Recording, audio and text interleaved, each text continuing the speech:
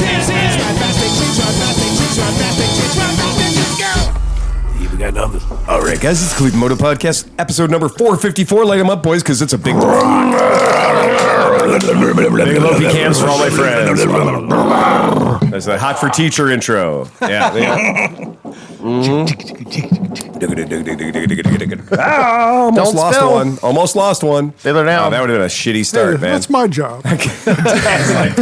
Fucking Phil almost spilled a drink. They're going to fire my ass. To my left, we have... Dan Kropke. To his left, we have... Aaron Botticher. What? Grombeardo. Thank you. So the people at home understand. Yeah. Right. To his left. Steve Sleepy. And to his left. Johnny Mac. And to his left. Pete Hemsling. And to his left. Chris Smith. And behind the bar. Tom Pennington. Hey, it's a full house. It's eight. Full house. Eight. We have no more channels available. It's a full pull, right? We are. I look at across. It's all red. Yeah, everything's lit, and so am I. So that's good. After this drink, we are well on our way to printing. Okay. So a little bit about us. Last time we spoke, you listened. We went to the Rheingeist Brewery. We went to the one of my favorite garage brewed motorcycle shows. We got to see all of our friends that we only see at Mid-Ohio. Yep. So we're now calling that event Halfway to Mid-Ohio. Half Ohio. Half Ohio. The gift bags suck, though. Yeah, well, we all came home with some souvenirs, didn't we? But Mid-Ohio is halfway, so you have to be like a quarter Ohio. Yeah, well, what did you guys bring home from the show, Dan? Couple of canned koozies and COVID. Right? I brought the flu and COVID home. That was Sleepy. fun. You got the double hit on that one. Sleepy somehow made a new form or a new strain of COVID. He was working the glory hole. Yeah. You know what, though? I did not expect that to happen at a chopper show. No offense, but Right. I don't know. The glory hole? Yeah. Yeah. Well, it's a lot of leather at that event. Yeah. This is truly the definition of the strain of COVID that Sleepy had is now officially known as Slovid. Slovid. Because everybody else who was in the car knew within a very short period of time how sick they were. Yep. I was testing positive. Feeling fucking great, but testing positive. Dan, not so much. No, I felt fine. Oh, you did? Yeah, I really didn't have any symptoms beyond my usual sinus. Right. And you tested hot too. Right. Well, So- I went and got Paxlovid that same day. Yeah, you qualify for that. Right. Right. And I was like, yeah. My whole thing was like, Viagra got me into this. Viagra's going to get me out of this. I got Pfizer, right? Tom, Yeah. how did you test? I tested negative. No COVID. No nothing. I had like a little tiny bit of sore throat. Nothing. And now I have to preface this. Yeah, go 'Cause ahead. This is not actually a criticism of New Orleans, and we have now hit the You anniversary. only have 3 days left. I know. mean, that's So this is not a criticism. I have worn flip-flops in the French Quarter for 20 years. Yeah. Therefore, I am immune to I am a god. COVID 1 through 4. You're done. Oh, I had COVID Mark 1. But COVID was calling each other. Like, oh, fucking Tom's here, dude. Oh, fucking Tom. But the morning after our teenage dinner with illegal Mexican cocktails. Oh, God. Yeah. I was so... Where the two tables that were adjacent to us were both full of people who were absolutely positively underage, Yeah. drinking a 4-foot tall margarita. Well, you knew you were in trouble when I said I'd like that non-alcoholic, and he was like, what? He had no concept. Gravity. It was a gravity bong of margarita. So it took him what? It took about 15 minutes of talking to him to explain And what 3 interviews. And three interviews. 3 interviews. I was like, Now- okay, here's what I want you to do. I want you to make a margarita, but these are the ingredients. Lime, right? Ice, Yeah. something that's not alcohol, Right. right? Salt. Are we good? We're all paying attention here? But we're cool? But he was like, Right? no, mine comes from this jar and ice. Yes. Yes. And he was just like, I have one margarita. Yeah. It's poured out of the batch. Yes. Yeah. And finally the other bartender came over and went, yeah. Yeah, we got you. Excuse him. You know. Now, You're right. I had the chorizo, and that was a bad plan. That's what did more damage, I think, to you. Absolutely. Because you were death warmed over. Oh, that was on Sunday morning. Like that chorizo did not go well. Yeah, I tasted that and scraped it off. Yeah, Dan, my burrito. Dan had it. Dan had it. Was like, no, and I went, I'm in, and then I was like, nope, it's out. It was fucking awful. Oh, it was awful. Yeah. And I just had the elotes, I had the corn, and I had like a little chicken onesie burrito. And I was like, I'm fine. I was talking about. We went back to the room and I So drank. you had some tangy chorizo. I drank. Oh no, I had the chorizo. I drank a fifth of a third. No, a third of a fifth. A third of a fifth of Wild Turkey 101 while we were bullshitting. And I was like, Didn't kill the virus. I think I'm drunk. I might be drunk. And all you guys were just like, I gotta go bed. We gotta go bed. We go bed now. Go bed. Yep. And Well, at that time, I Dan was. and I woke up and we were like, well, it's breakfast. Let's do this. This is great. You guys both came down looking like death warmed over. No, Yep. me, I was fine. Oh, no, not that day. I was fine. That You were day. fine? Yeah, Well, I was good. you've got some weird radar thing on your phone too. Well, It you could- I look could like hear death warmed over sonar. nonetheless. Well, yeah, I mean, Thanks, John. Appreciate that. I got to wake up I to this accidentally thing. dropped that. You picked it right up. Right? Yeah, I'm cool. just used to it, though. I wake up with That's this just thing how every sleepy day. looks. Yeah, exactly. I don't. That's all he's got to work with. That's right. But you were straight up fucking sick as a dog. Yeah, no, that sucked. You got mega sick. Yeah, it sucked. But like, I was like a day and a half behind you guys. Yeah, you were on delay. It was kind of weird, man. So like when you said that, I was like, when we were doing the text and you were like, oh yeah, Merritt's got it too, Right. and da whatever. Yeah. That's when I was like, Amy, go get some tests, dude. Yeah, buddy. And then I kept coming up negative for like days. Yeah. I was negative, and then when I started to feel better is when I fucking had COVID. So the flu kicked my ass. That was the hard part. Yeah. COVID was kind of like it was kind of boring. I like how COVID eased you out of the flu. yeah, yeah. It's nice. It's great. But the flu sucked. You can have all the pandemics. Oh yeah. Yeah.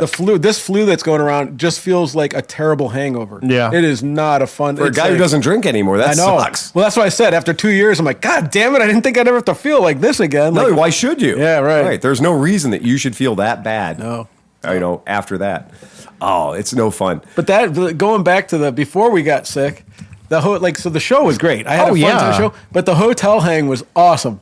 That was some like that you guys were dropping some fucking like I don't care. That was the worst video we've ever recorded because the sound audio was quality terrible, is yeah. garbage. Oh, my right? God. Tom's over here. I'm way to fuck over Oh, there. it sounded all right. I don't hate it. I next, watched next time it, we'll bring so- the mic. Next time we'll bring the mic setups. The Britneys. Yeah, well, I mean, it was off cuff. It was great. I loved it though, man. I that's what I live for. I live for that. Since we're shit. talking about it, and we didn't really, did we cover? We kind of sort of covered our favorite stuff. Yeah. So- I think the ultimate thing about the Garage Brood is whatever number of bikes there were. Does anybody have a count? Like, It'd be like 225 bikes. I thought it was smaller than that. No, I think it was because all Was it? upstairs. Because you have all the bikes upstairs. There was a big room upstairs. Yeah, with there a was. bunch of I thought bikes. I heard like a 200 number. Okay. Yeah, I think what they did though, I think it was 400, and they dropped it down to 200 for really? this year. Okay. Yeah, I think they made it a little bit smaller. I have to say that they managed to choose a really good cross section of motorcycles. Yeah, it was a good 'Cause There was a smorgasbord. very good blend of, and there's some weird shit. Like there was like I'm not going to say a brand new metric cruiser, but it was like a Yamaha Striker that somebody put like a shotgun or Yeah, Remington yeah. 870 with Yeah, the stock cut yeah. off and like get back whip Yeah. and just like all of the stereotypes. Right, but everybody was represented, like you're saying. So Oh, that- all the guys with the mustaches that were curled and waxed, they had their There things. were a lot of artisanal barbers there. Now, after review, the ZG, what is it, ZG14, the concourse that dude had cut up. That was actually all right. That yeah. actually might be my favorite bike there. And this is that kind of thing. Like there was shit at that show where you're like, well, I didn't see that coming. No. That's fucking weird, but I like it now. Yeah. Yeah. It was a cool show. It was a great show. Really, really cool show. There was definitely some creativity on the bikes too. It was a Oh, lot yeah. of, it wasn't. There were some cookie cutters, like a couple of the choppers. You're like, yep, that's a chopper. Yep. Yes, But there was for sure. definitely some. There was some Yeah, innovation. like the 63 fuel injected Triumph. Yep. The Bonneville bike. Yeah. That was sweet.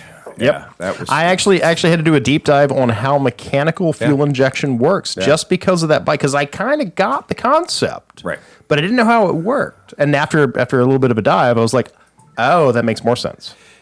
It is crazy fun. Oh, yeah. And when you start, this was a great show for people to stand there and point at shit. Yep. And just go like, did you see?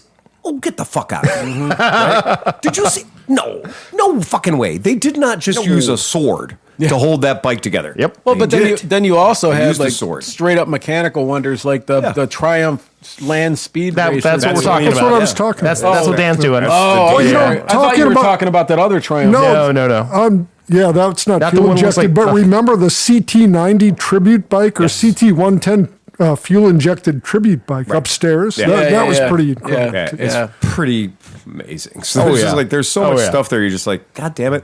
Everybody's like, okay, well, pick your favorite bike. Well, fuck. Yeah. You know, what do you mean pick my favorite? Which one's your fucking favorite bike? child? Top 10. If I say Exactly. Oh, don't even start, Chris. Don't. I have no patience. My for that favorite shit. bike was when that one girl that was on the MotoGP simulator, and she was just rocking it back and forth. That really? became my favorite bike. I didn't even know about that. She was a fine looking lass. Sleepy's got video. He's just not sharing it. Oh, I do. I got about 30 minutes of her riding that thing. Yeah, there you go. I use that gimbal in every possible. Keeps the boys happy. Yeah. That's on his OnlyFans.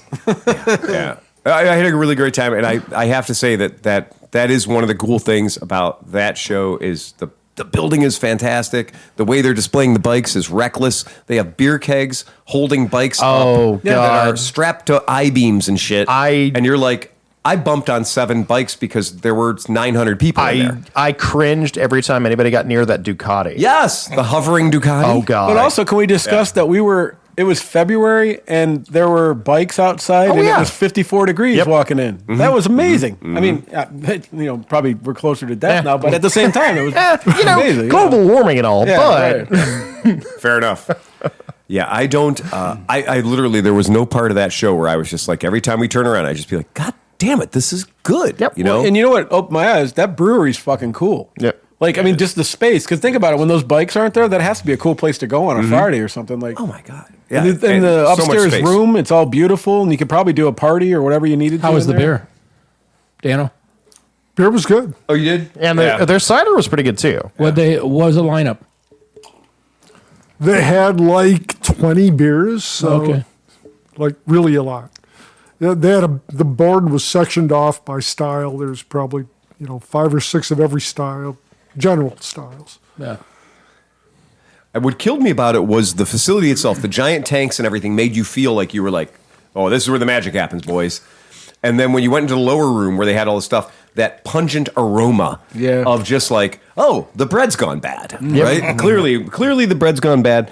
And it was great. And the bikes were just scattered everywhere. It's fucking cool as hell. So that's great. It was so fun. Gladly do it again. See everybody. We got to see Dan. We got to see Kurt. Like all the dudes. Oh, yeah. It was cool. It was very, very cool. Yep. The when you guys are listening to this, keep in mind we're coming very close to the last day to register if you want to get swap meet spaces for AMA Vintage Days and get them at your AMA Vintage or get your AMA membership discounted price. All the guys are already complaining. It's so good. You ever see? Did you see on the Facebook groups and everything? What do you mean? Every old dude in the world's like, I tried to call and they weren't there, and that web. I don't know how to use a website. Can't you just call to get a swap shop sleeve? It took me 7 seconds. I know it did. I mean, I literally. So that was Chris. Yeah. Chris still can't get a spot. Is this for Mid Ohio now, or is or is this for Barber? No, Mid Ohio. Yeah, Barber hasn't opened yet because as soon as it does, I'm gonna get Phil an RV space, Yeah, I whether he think likes that's it or a good not. move. I'm Yeah, I waiting think for that's a Barber. good idea. Yep. Yeah, that's a good move. They don't open up for another month or so though. don't? I know it takes a while. It does. Okay, I did not know that. No, it's not open yet. All right, good to know. The Tom, I'm going to point out those were jokes I was making. those were jokes, and those were at the $5 level. Oh, so And yeah, Tom didn't renew his Patreon, so he didn't get the punchline. So You're right. I need to sit a little taller in his seat. It's going over his head here. that reminds me, I have to set up my Patreon again. Hey, Aaron, down there at Grombeardo. Have you ever been down to Barber? No. Well, you should go. I'm going down for the. Have you been down to Mid Ohio? Oh yeah. Barber's choice is good. Now wait. Now wait.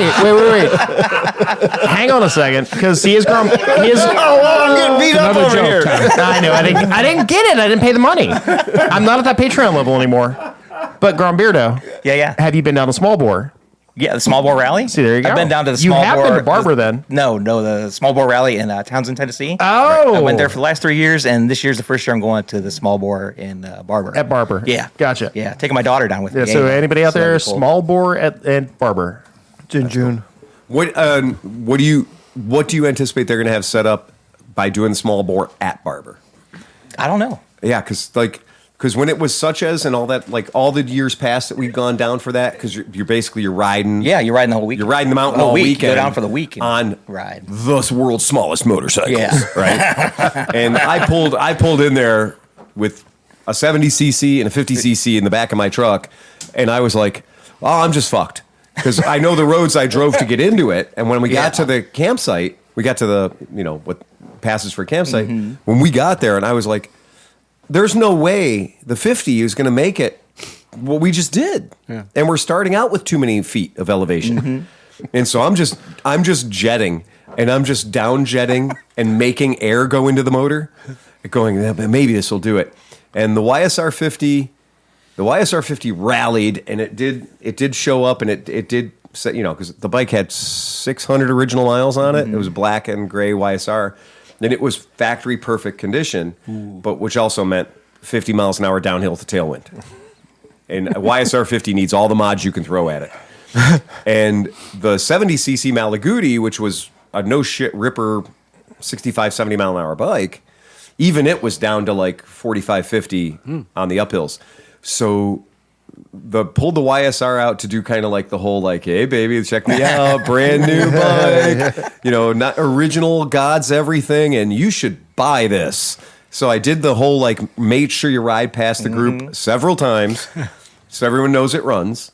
Pulled it back in, put my for sale sign on it, and then would take it out about every 3 hours and do just a little loop so people could see that it runs. And they're like, "You gonna take that on the big ride tomorrow?" And I'm like, there is not a chance in fucking hell I'm taking this on the big ride tomorrow. Guys with stand-up go-peds had way more horsepower than I had on that YSR. And not only that, but it was well-behaved, it's quiet, because it was a perfectly stock YSR. Oh, it's a unicorn. There's never been another bone stock YSR. That's the problem now is you can't touch a YSR. Not even for money. No, not even.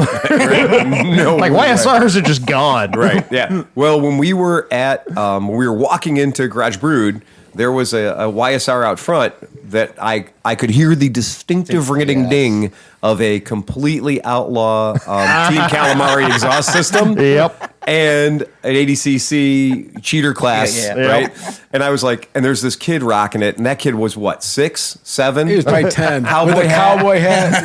Just fucking and just stroking it. Yeah. Just,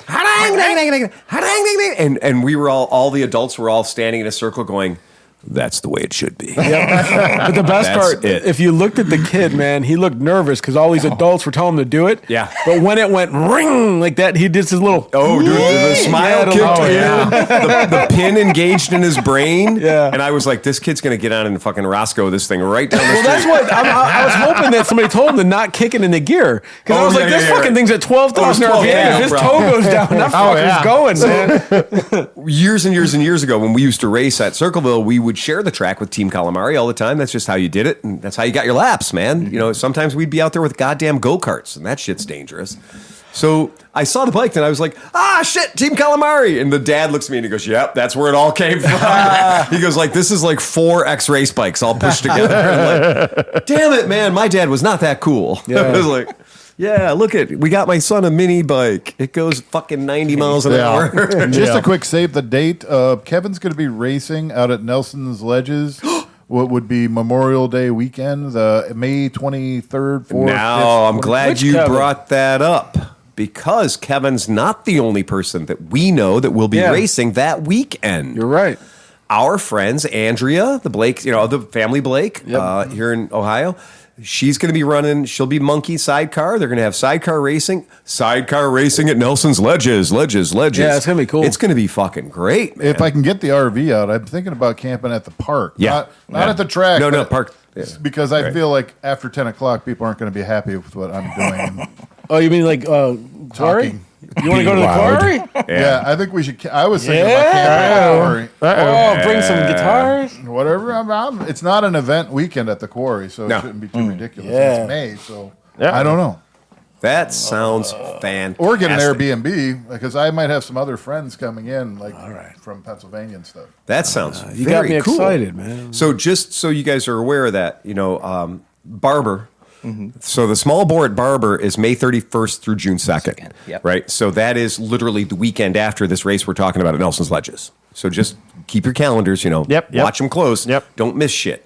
I have seen pictures of mariachi at the trials in the back, way in the back of Barber. Okay. They have a mariachi band that plays on the trials course, and I'm Yeah. like, years I have not gone to this. Why did you not lead with the mariachi band? Okay. There's very few things in life that I said, like, there's no such thing as bad pizza. Yeah. Right? Also, if mariachi shows up, Oh, yeah. it is the best thing. Yeah. And you're like, no, they suck. No, No, they're here. no. Right? They I did know what worse- those pants cost. Yeah. I'm in. Worst mariachi band in the world. I'm still there. I'm still there. I'm watching that shit all day long. You could give me White Boy Mariachi, and I'm just thinking this I is don't a good know day. of a time where I've heard a mariachi band that I didn't leave happy. Yes! Exactly. Right? Yeah, Exactly. Right. It's one of those things where you're just like, at a certain point in your life, there's a thing that your brain goes, I didn't know it. I love mariachi music. I just think it's As the soon as greatest. you hear, that's it. Yeah, That is- I'm in. Yeah, that's I'm in. I'm in. Just somebody playing. There is probably going to be margaritas. This is going to be great. You have to And admit, we are exactly 2 hours from. but my favorite part is Mi cabeza. that the big baritone guitars. Yeah. There's always a guy that looks like the guitar playing the guitar. Right. So like There's it's supposed to never be been a in skinny front guy of with him, one of those. but he's literally playing the strings flat up here because the body and the gun. And now that the last time we were in Tijuana, we rolled into the Tijuana Mariachi Park. Yeah. And we rolled in during like a mariachi competition. Oh, God. And we were on the scooters and it was badass. And we're like, this is a mariachi competition. This is the coolest thing in the world. And my buddy looks over and he goes, no, it's like Sunday, dude. That's just Sunday. It's called Mariachi Park for a fucking reason. Yeah. It's not an organized competition. It's more of a loose gathering of mariachi. Right. And they're like staring each other down. And I saw the all-female mariachi band. Oh, yeah. But they did have the girl on the baritone guitar. Flat And picking. she was flat picking his It's- out. I know what it And their is. Because she picks are had like been- this big. They Dude, hold she these had fucking been- plectums like that. Dude, she had Great. been blessed. Yeah. And this was one of those things where you're like, she hasn't seen her feet since she was 7. Yeah. And now there's a giant guitar on them. Yeah. And I was like, this is incredible. And then you realize she doesn't have a strap. It's No, just yeah, balanced. It was a feat of engineering. That's all it was. And I was just sitting there and I'm just watching and I was just like, and they're like, so, you really like this band? And I'm like, I'm just trying to figure this shit out. I'm just looking and I'm just trying to figure it all out because it's so much It going on. boggles the mind. It Yeah. does. It really fucking does. So cool, though. So fucking cool. So, yeah, please, if you're around Memorial Day weekend and you can get your ass to Barber, I'm sorry, Nelson's Ledges, get to Nelson's Ledges, man. Why not? Here's a plan for you. Go to Nelson Ledges and then get on your small bore. They give you a full week to get down to Birmingham, There you go. Alabama. Now that's That's a pretty good idea. That's fucking hero shit. That's right a hero. That is hero shit. And the Yeah, weekend good after for you. that is the small bore rally in Townsend, Tennessee. So you There you can go. double that. You can double You back. can double Yeah. that. Kevin is on the racing way sort back. of a small. He's running the CB160 class. He is. That is a small bore. Yeah. Hey, if you got a CB160 on the track, there's not a lot of tire back there. Yeah. Well done, you. He's Good done man. a lot to that bike. I You probably can't recognize it. A lot of kibble white. A lot of kibble white. I'm building a second motor, and now I realize how much money I have in the first motor. Right? Yeah, because it do stack up real quick. That's super fun. We have Aaron here, right? So Yes. we're gonna throw a little bit this way. So have you kept your eye on this 200cc Freedom America? Everybody's got a hard on for this thing. I know, Right? And I talked to the guy, the inventor Chris? of, Yeah, right? yeah. And he's a super nice guy. Yeah. And he's a really, really great guy. And I was like, well, okay, cool, man. Send me a couple of them. Oh, nice. I'll write you a check. Nice, And he yeah. goes, get in Gone. fucking line, yeah, pal. Yeah, you only made 108 of them or something. And he goes, get What in is it? line. Oh, I'm so glad you asked. So it's the Freedom Fighter 200. Is that what it's Yep, called? yep. Right? Freedom Fighter. And by the way, props on the name for just being unabashedly. Yeah. Right. Unabashedly. It should just come with an eagle. yeah. Right? Bald eagle on the side, and It's American fuel flag somewhere. injected, not Grom sized. It is a tweener. It is not Grom. It is not Benelli TNT, but it is also not CBR 250. It is a tweener. And I mean, it's a tweener in so much as one of its defining features is a stunning lack of tire options. Because right now, the only tire you can put on this motherfucker is the cordial that comes on it. Now, we've pushed our cordials on our Benelli TNT 135s pretty hard. Yeah, they're not But bad. that's a 12-inch. That's a 12-inch Right, tire. Yeah, these are 14. And these are 14s. Yeah. And that and does... it took 500 miles to scrub in. Like before you could Yeah. really get loose on those, man, those yeah. tires. But they're not bad. They take a good little while to come. Yeah. But I was surprised that the cordials were not just a disposable Chinese tire that's going to burn up in 300 miles. So that is come on down here, Freedom Fighter 200. Us talking about it is mostly just masturbatory because at this point you can't say I'd like to order one. I'd like to have one because you nailed it. It is. There was 108 of them. Right. and that's purely a vanity project. That's purely, look at what I'm going to do. And who's behind this? so this is a guy who's been doing performance car parts for Nissan Skylines. Yeah, and yeah. A lot of high-end JDM shit. The turbo and like Yeah. EFI stuff, like for those. And all the stuff that this motorcycle is, it's $3,000. So he's like, I make more money selling one turbo than selling the whole motorcycle. Plus, it's the bite in the dick of being a distributor and EPA and DOT and all this stuff because this is a street legal motorcycle. So I was very impressed by the balls to do something like that. And if you ever do want to go down the biggest fucking rabbit hole on like, so I heard a bike was from China. Shut up. Chris is going to take over the conversation. Chris has entered the chat. Sit down, and you will now learn about a company called Lanchin and apparently how they make everything on the planet. You got a BMW? Great, it's a Lanchin. Oh, you got this? Oh, great, it's a Lanchin. Oh, you got one of those? That's great, it's a Lanchin. I was like, no, I was told that. You got a was Sportster? Lanchin, right? Yeah, right. So yeah, that's the deal, and it was wonderful for me to hang out on the phone with him. We were on the phone for an hour. Oh, nice, right? nice. And he was so cool. And if I was slightly intrigued in having this bike at the beginning of the phone call, I was like, I will help you build them. By the end of it, I had drank the damned Kool-Aid so hard. I mean, it was pretty ugly. We've got space. Right? Yeah, no, we have no space. We have no space. We're already putting shit out in front of our shop. Just hopes that somebody fucking steals it. We've done some shit this week, but anywho, the reason? Oh yeah, we got a cast button back. The reason, and we don't have the TV. Sorry, guys. Why the long face? You got a long chin. How is Long chin, perhaps. So the reason I wanted to talk about this 200 because I think it's pushrod. I was looking at the motor and I was like, and usually the way I am, I'm like, it's a Chinese pushrod engine. Cool, have fun with that. Right, that's good. You've got that in your ATC, adorable, cool. That's in your generator or whatever the fuck it is.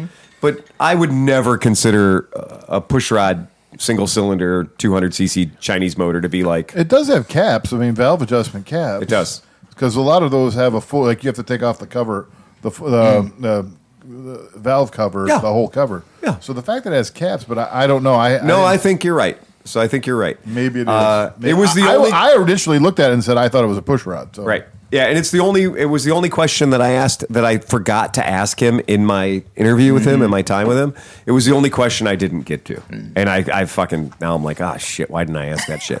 Because normally the this particular Lanchin motor, this particular 200cc motor, it has a very distinctive look, and we've seen it in a lot of other products. So it's something we've seen around.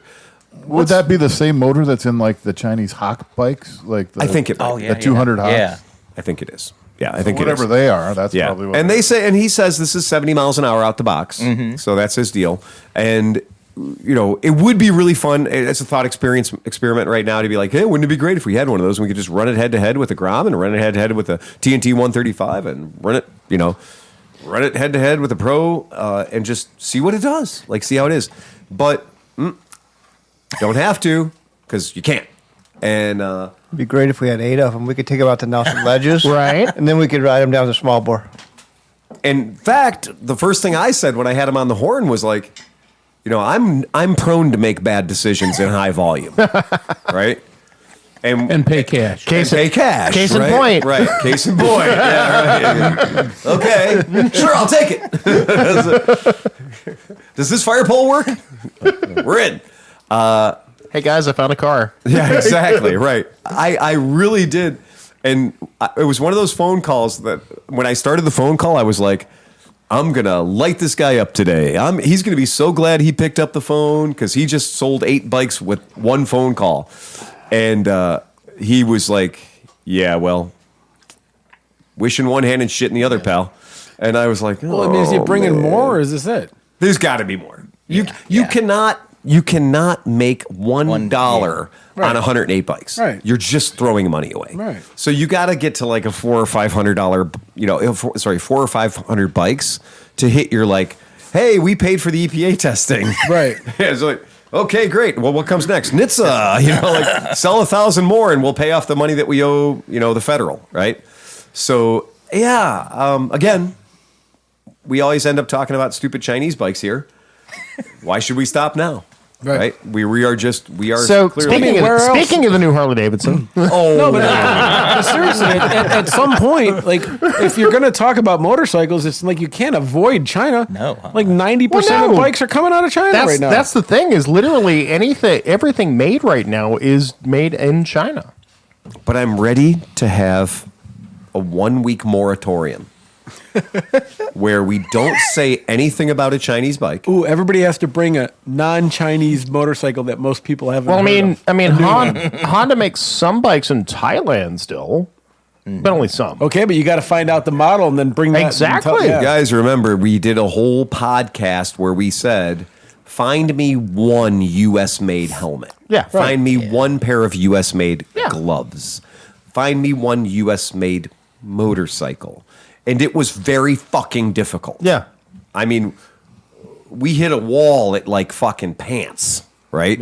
Like it was remarkable how hard it was to actually find things that were not like we took it out of the Chinese crate and we put it into the American box. Yeah. And you know what's fucked up now is a lot of products are now just saying designed in the USA, but they leave the flag about this big and they put the designed in like little fucking thing. So you first glance, you're like, oh, I'm buying USA. Great. And you get home and it's designed in the USA. Yeah. Let's, Whatever, but yeah. Shout out right now to Aerostitch. And Vanson, right? Yep. Right? And these companies that I'm sorry. Certain Vansons. Certain Aerostitches too. They had Certain some of the stuff Aerostitches, was produced overseas. Right. But Shout out to the Aerostitch people does that a do good still have job it with off. American-made products. I've been to their factory. Chris and I were there a couple years ago.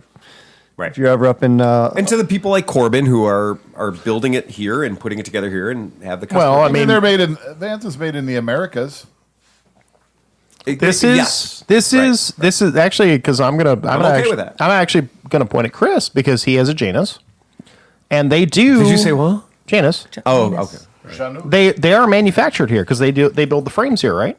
Fenders, frames. Yeah. Yeah. Because they do. I mean, even if the motors are Everything on, except the motor. Exactly. And the front shock. so that might be the most And American. That you might lay be, hands on that motorcycle. Lay hands on that motorcycle anywhere, and you can feel the Indiana. Yeah, no, it's real. Yeah, there is definitely that might be right. the most American motorcycle we got right now. You know, if you take a Like not being serious. screwdriver or something and you tap the frame, it makes that ting. Where like my old my Grom that I had, or my Grim. Grim. When you slap the Grim, it made this like a dead not metal noise. You know? Like, Yeah, I know. It's Believe me, like I know. soft. yeah. Right. Like this will probably bend if you're right. And it's like, it's good. It's good to have a little frame flex, It keeps you on the track. Ducati's been selling frame flex for fucking 30 years, right? We don't want it to be brittle. If it's too hard, it'll shatter. This way, it'll bend, and you can just bend it right back. Yeah, That's right. What's the M stand for in Grim? Malleable. Oh, Oh, so I mean, this is your jam. This is your whole world, Yeah, well, but mainly I'm just more like just the Groms. right? Yeah, and like stunting Groms and stuff. Yeah, But yeah, right. yeah. So there was a Grom with a CBR 300 motor that popped up on Marketplace the other day for a couple, like cheaper than I could have built it, and it took me everything I could do not to buy the damn thing. Yeah, and it's 'Cause a it was pretty a popular, CBR pretty 3 popular thing. Yeah, right? apparently- That's like version. that Mike Davis guy. He did that to the TNTs. He was putting 450s in them. Oh, yeah. and those. And he did. I don't know how many he did because he was on a where was that thread? I don't know, but he was like it was a giant thread, and he was doing everything. This guy, he's awesome, but that thing's scary. It does like a $110 on and tiny on wheels, 12-inch wheels. with It's more short to go wheelbase. too, man. Yeah. I'm going to go the opposite direction. I'm going to get a Road King and put a Grom motor in it.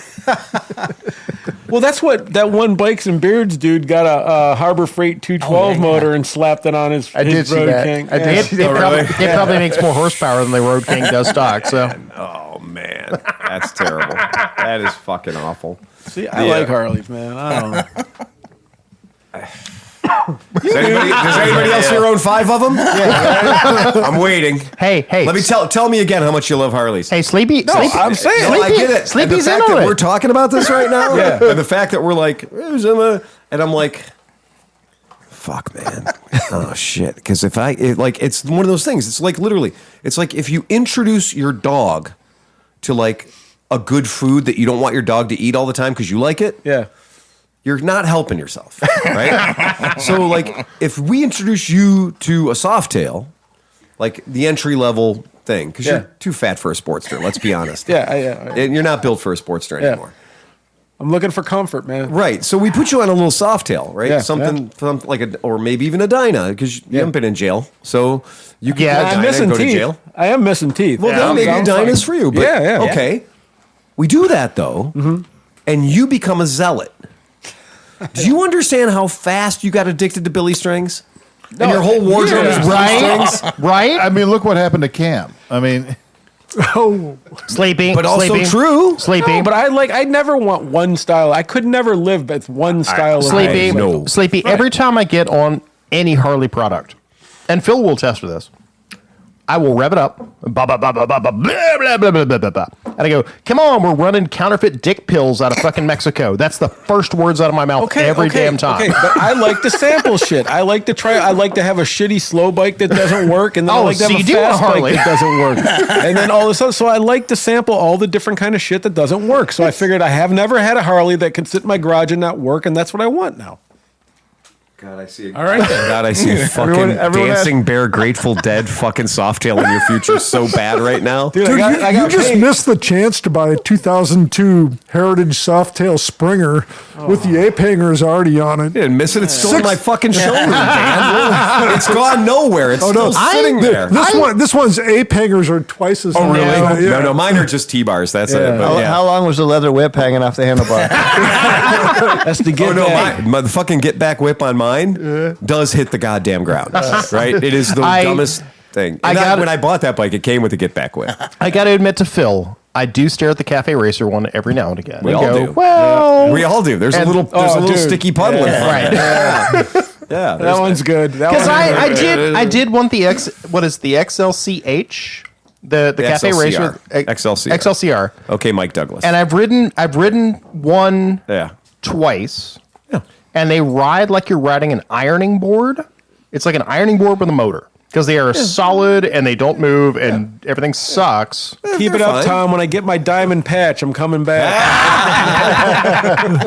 But I love the way they look. It's the XR 1200. I love the XR 1200. The way it looks. Who doesn't love the XR 1200? Because I've never even ridden a Harley. Right, exactly. I've only ridden a V-Rod. Oh my god, That's a Porsche. that was called overmodulation on every channel. It really was. Jesus Christ. Yeah, it really was. All right. Welcome to the podcast. Hope your ears are okay. So push back a little. We'll fix it in post. We've had no doubt 100 fucking Harley Davidsons come through the shop since we've been open, and I've sampled all of them, and I have developed a passing interest Not enough to buy a shirt or a hat or a belt buckle or anything. Or join the cult. It's just fucking a I motorcycle. don't see a 72-month lot of note. Eagles on your Harleys. No, you don't. And also, I have to tell you, I have never, and this is true, I have never, not once, not ever purchased an item to put on my Harley Davidson from Harley Davidson Yep. because I have access to Parts Unlimited. Yep. So Wait a minute. Where do you get your gremlin bells? I know. No, there's an app. Just like all those those the little gremlin 1-inch bells and the fingerless gloves Yeah. almost caused me to fire James. He's like, people want to have gremlin bells.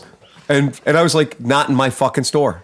Just not And in my yet- I fucking always store. wondered why you had a rack of those fucking things. I was like, this does not seem very Philish. to Oh, have. I am doesn't super fit. angry about it. Sleepy. Super angry Sleepy. about it. Yes. I Sleepy. think we touched a nerve. When I first moved into the shop in the back, and I started going through all of the things, Yep.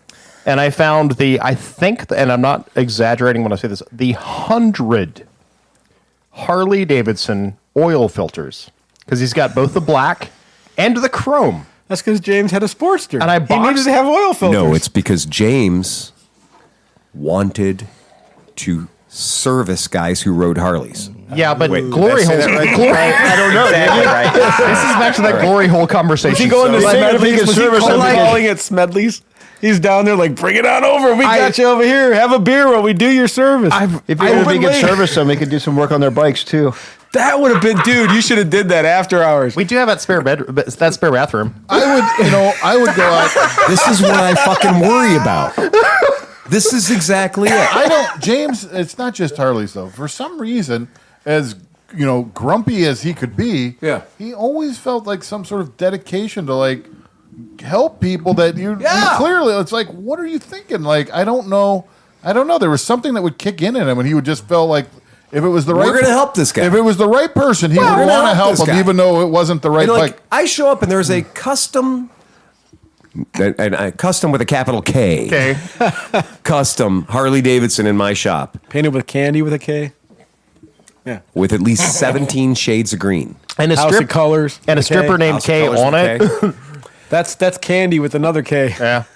And it's a Springer, and it's all the things, and it is a custom with a K, and it is owned by a 70-year-old guy who put wet. this thing together 20 years ago, and it is his only motorcycle. Did it have white hand grips?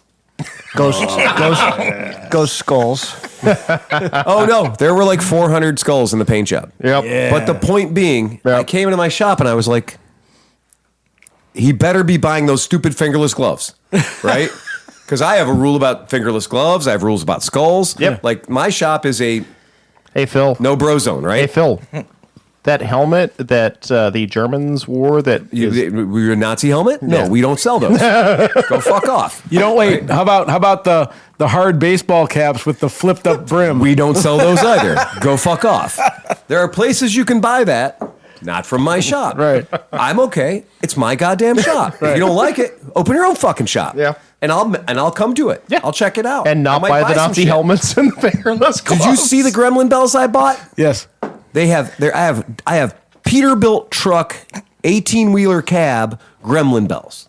A whole rack of them. A rack of them. I I know- have fire plug Gremlin bells for the people that are, red curious, right? That, they back the red. They bled for red or whatever. I've got Do we the have- dumbest. Do we have the Baja Blast ones? I didn't know they made them, but I'm clear- going to the tell clear you blue- the clear I wanna aqua make it line. very clear. When I bought these, it was a challenge of stupidity. And you met the challenge. And yeah, and I was like, made in China. My cost $7.38 per. We're going up at $30 retail. I'm gonna start putting those on all the new all the GT 350 300s that roll out. I'm just gonna start putting the bells on. He has no idea. You fucking no idea. I can find horrible shit for you to do at the shop. Oh, I know. I can just put you on squirrel detail. Just make you. Oh, they're I'll back. give you welder's gloves, and I will make you get squirrels. They're back. They're back. They have I the know new they're hole. back. The hole's bigger. The hole's bigger. The hole's fucking bigger. And they were like, "Fuck the can't foam." chew They went through back to the metal. wood. No, okay, but now I got to get the squirrels out the hole so I can put the metal up. Okay. And that's why we need the welder's gloves and Tom to get on squirrel detail. Yep. The metal- Because the squirrels will not voluntarily leave now. So don't have a Phil, the pellet metal gun? can't be aluminum. It has to be steel. They will chew right through aluminum. Oh God. They'll also chew through fucking nothing if they're dead because I'm straight up all about Crossman action. And I'm like, I got a Crossman. Oh no, you need my Chinese air gun, dude. In BB gun one news, I pump. bet you a skeet shoot just right into that hole. I will bet you that these fucking squirrels are so fucking tame right now that Tom could grab them with welding gloves on. I'm actually teaching them to work 8 and 10 millimeter wrenches because they can. They're my new We're assistants. just gonna send them in for the fucking mice that are that's chewing what up the wiring size their harness. nuts are. You know how this all started? Do you remember when we were doing a crackle Talking cast and that about Harley Davidson. retarded squirrel was on the on the thing, and then he went in the shop. Hey, He told we don't everybody use that word here. that was a squirrel. It's not a human. That's an offensive word. He was a squirrel on the spectrum. Yeah. Right. I think it's only offensive, but you can't call a human that. But a squirrel's a squirrel. You can call timing that. Right. Timing is important. You can call me that anytime you want. Thank you. We're not saying anything, but he was hitting a little late. Yeah. Right. But remember, regarding the Harley remember, yellow thing, paying for this. we're okay at the shop working on what we choose to work on, and there are Harley Davidsons that I do work on. Yeah. Tom. When Tom Oh, yeah. showed up, the first bike I gave him was like, "Here, this is our friend's Harley." It was the second one, I guess, Yeah. was the Sportster 1200, and it fired right off. And I said, "This is the smoothest riding." Okay, that's what it has to be to get in my shop. Yeah, Right. It was the It has coolest to sports be car I'd ever handled. Fucking lovely. It has to be unfucked with. Or completely fucked with like that blue one you got. That's awesome. Oh, that sport That's been virtually de-Harley-fied. yeah, Yeah, right. it has. That's beautiful, man. But It's see, got the ground motor. I can say that all my Harley riding experiences, the few that I've had, but I have had a few, were all pretty much pleasant. I mean, they were very pleasant. I enjoyed riding the bike. I like the cadence of the motor. It's fine. I've ridden a Road King. I rode the nicest brand new ultra classic, fully loaded. Was fun. I'm like, I can see Peggy and I riding around on this. If and I've I'm ridden going to couple ride a sports- cruiser, I'm going to ride a Harley Davidson cruiser. I enjoyed riding a mean, Sportster. Sportster was fun too. I mean, it wasn't fast. I mean, it wasn't And it didn't break down on I-90. right. a hell of a lot better than that Moto Guzzi I rode. And to bring this back around, I spent 2 full years as a mechanic at a big dog shop. Right. So I know big old crazy flames and ghost bullshit and everything else you want to know. I've been there, and some of them ride really well. It's just, I'm not trying to fucking, as they say, I'm not trying to yuck your yum, man. Yeah, Like, yeah, I want you to have yeah. a great time. I want You can get everybody into to be leather and super fun spikes and all you cool. want, yeah. It's cool. It's not the way we lean. Yeah. Right? It's not the way we lean. And I'm joking with Sleepy, obviously. I'm teasing I'll ride him a really Harley. hard I about just it. won't buy a Harley. There you go. There That's you another go. thing, too. I'm going to say, I I'm wanna right there ride with one. Dan. I've never ridden a Harley Davidson, ever. Not one. Well, I'm And so glad you showed up to the wait a podcast minute. tonight. Therefore, I can't badmouth it. You know, we can fix that. However, as soon as I ride one, I'm going to badmouth it. We have a Benelli 305 at the shop. We can make you ride a Harley. Well, guys, the reason I called you all together tonight, do you know what I have been secretly for the past 2 weeks paying attention to something that I don't normally pay attention to? Something that's normally not on my goddamn radar. Mm-hmm. But I have discovered. Taxes. I fucking wish. No, Dude, that has been first and foremost in the shop for the Tom past can couple tell of you, weeks. Yeah, we're no, not- this is not the exact This opposite. is not a pleasant topic around that. I can give you about 9,000 reasons why I don't like my tax man right now. Yep. Okay. Now, the best value, because we have all watched the price of used motorcycles get downright. It's getting Not affordable. advanced. It's getting affordable. Dude, that's why I started talking to you about a Harley. Is like some of the ones that are actually cool are affordable. Now in Okay, some ways. if you've got a CB 1100F, right, with rusty wheels and whatever, and you see that shit and you're like, how does this guy think he's going to get $5,000 for this 1983 Dohawk bullshit, whatever? And you'll see like an SV 650 going for $5,000, and you're like, You had there was the custom CX 500 Silverwing for the $9,000. So guys, before Phil goes any further, yeah, I'm going to say it out loud. Meekum Auctions. What is it? The H2 with the Kawasaki backwards.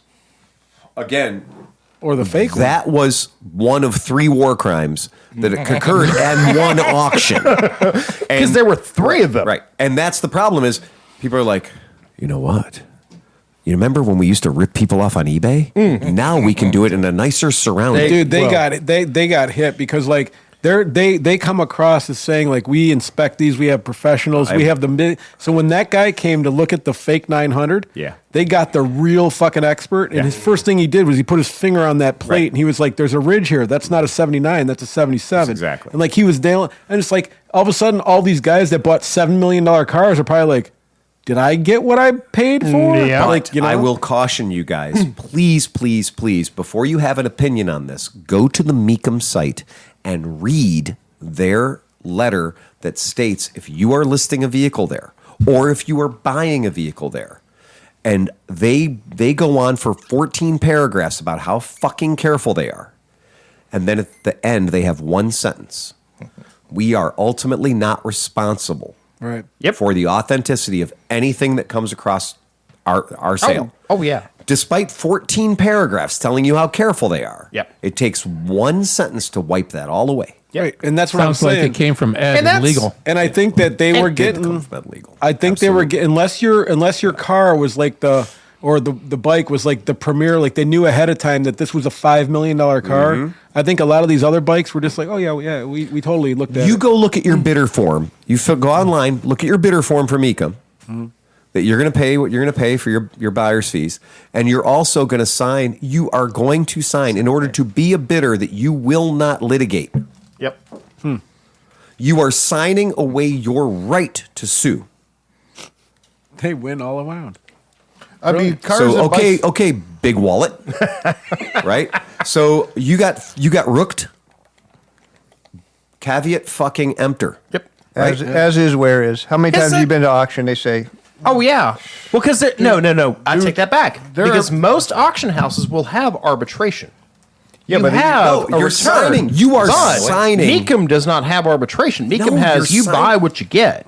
You guys, You get what you read buy. it. Don't Exactly. talk about it. That Tom. Kawasaki was Read built it. for Mecum, as well That's as most of the exactly right. cars, most of the shit Yeah. you see. It is built for Mecum vehicles. Yeah. Guys are building cars because they can take them to Mecum, and they're building them. And at the end of the day, it's getting sold at auction, and the guy's not even going to drive. it. Look, The guy's gonna- look. So how much shitty shit is happening?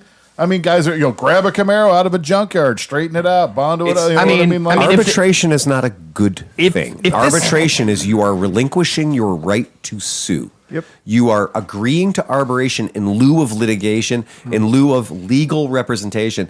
You are literally saying, I'm dumb, and I want you to have every fucking advantage against me. Right. Don't ever give people an advantage against you. Now, in Ever. conclusion, Phil, I'm going to polish all of your turds, and we're going to take them to Mecum next year. No, we're not. We're not. Because honestly,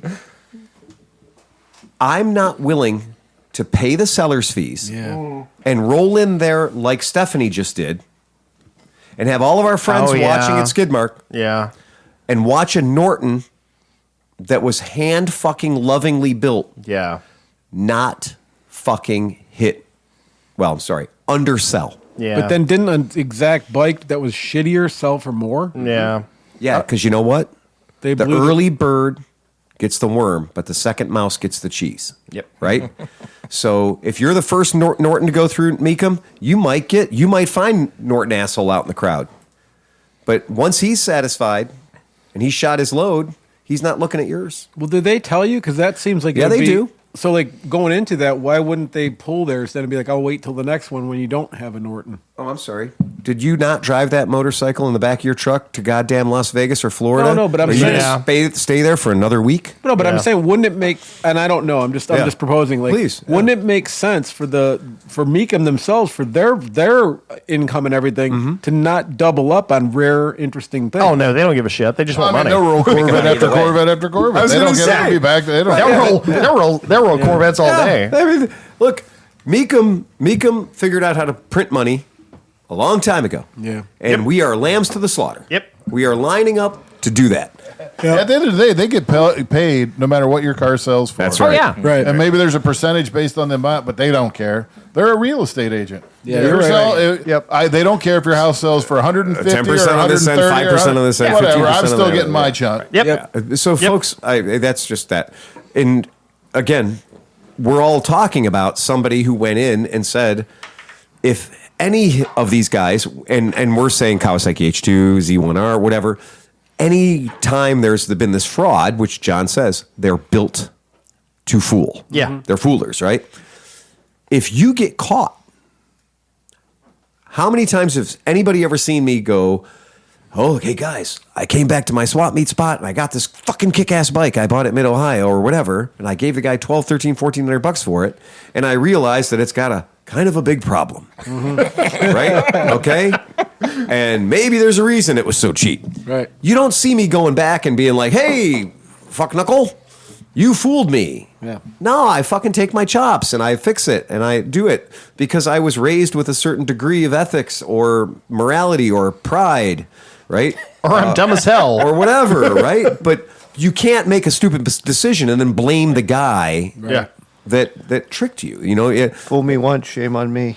yeah. Fool me twice, shame on me again. Yeah, right. Right. Fool me a There third is no time, I'm pass, like- laundering money through Mecum. And so, okay, but right now, the best value, hands down, and I can back this up. The best value is a 10-plus-year-old Sportster. We talked about this, and he's not wrong. 4,000 miles, 10 years old, Yeah. $2,990 for a 1,200cc motorcycle. And it's fuel injected. And too, right? I am the worst proponent for Harley. I have hated on Harley for 25 years. And the reality is, you're not wrong. 883 or 1,200, it does not matter. They're cheap as chips. And they're At still this point, fun. I am shocked that on Facebook Marketplace, I counted over 20 of them within a 100-mile radius of where we're sitting right now. It is cheaper to buy a Sportster than it is to buy a used ET4. Yes. It is cheaper to buy a Sportster than most of his guitars. Exactly. Okay? And you can still, I don't care if the bastard blows up in 1,000 miles. You've had your fun. But also, And they don't. there is no shortage of parts available Yeah. for you and me and him and him and him to build the motor, to rebuild the motor, Yeah. to take a bike with a broken motor, but they're not, and to take a bike with an 883 and make it into a 1,200. Yeah. To ride the bike and enjoy it, because I've ridden a lot of them and they're pleasant or whatever. And it's crazy. You can find like daily marketplace perusal, and you can find like S&S 1,300cc fucking motors for $500. Yeah. 450, 600 with CDI. For and shit. some reason, I swear to God, I do not know what it is, other than I think somebody might have said that Sportsters were gay. Because in the heartland here, Yeah. in the middle of America, in Ohio, the heart of it all, Yeah. apparently you can't pull $3,000 out of a running titled 1,200 Sportster. That looks great. Most of the guys that I know who have Harleys, they're like, sports. And I'm like, I thought about getting a Sportster. No, you wouldn't want a Sportster. That's way too small for Right. you. Shirley That's Davidson. too small. You got to get at least, John, you got to that get 1,200 old cc lady. motorcycle Way is too way small. too small. For My me. old Hold on, lady let me rides push a you. Let me push you away Now- from your 400. Now, let me talk about this. let's The just say that- 1.2 liter motorcycle, because my car is only 1.8 liters. was gonna- 1.2 liter. The new Chevy Trax has a 1.2 liter 3-cylinder motor in it. So that's the same size engine as Have on you that. seen what I drive to this podcast with 4-wheel drives and a canoe on top? That's 1 liter. I'm liter 1,000 cc's and a fucking locking differential, right? Yeah, that goes like 80 miles an hour. I'll be the first person to say, don't buy a Harley. That's dumb. But now you're talking about an under $3,000 1,200cc bike. You get that the actually potato. is not uncomfortable. I mean, you get the potato. Guys, that's Because now it's affordable. Well, the Harley pendulum is swung. We're Yes, talking yes. about Rebel 250 money. Oh, yes. But you know what? You know The what? bike that people bought when they couldn't afford a Sportster. The Sportster's now as cheap as the bike they couldn't The get. Rebel what's gonna 250 happen? actually brings better money. Are we gonna get like the influx of Craigslist cafe racer Sportsters? Sure. Hit me. We had don't threaten me with a good time. Because, you're fucking chocolate square in my peanut butter now, buddy. The funny part is I can't You're buy gonna it. make me have a fucking cafe racer with a 1200 cc V twin in it? Oh, wait a second. Can you make the parts hard to get like a Buell? Oh, you can't? Oh, you can't. No, I'm out. The parts have to be hard to get. Yeah, right. I mean, That's what I'm saying. Like, because we all saw that when Cafe Racer kind of went like, okay, guys, everybody said, okay, we're done. Because everyone went, oh, my back hurts. Yeah. Right? Right. Because all the guys who wanted Cafe it Racer. looks so cool. Did you ride it? Yeah, it I have sucks. carpal tunnel now. It won't start because I put the fucking pod filter section. I took the electric starter off. Yeah. Oh, It's cooler that way.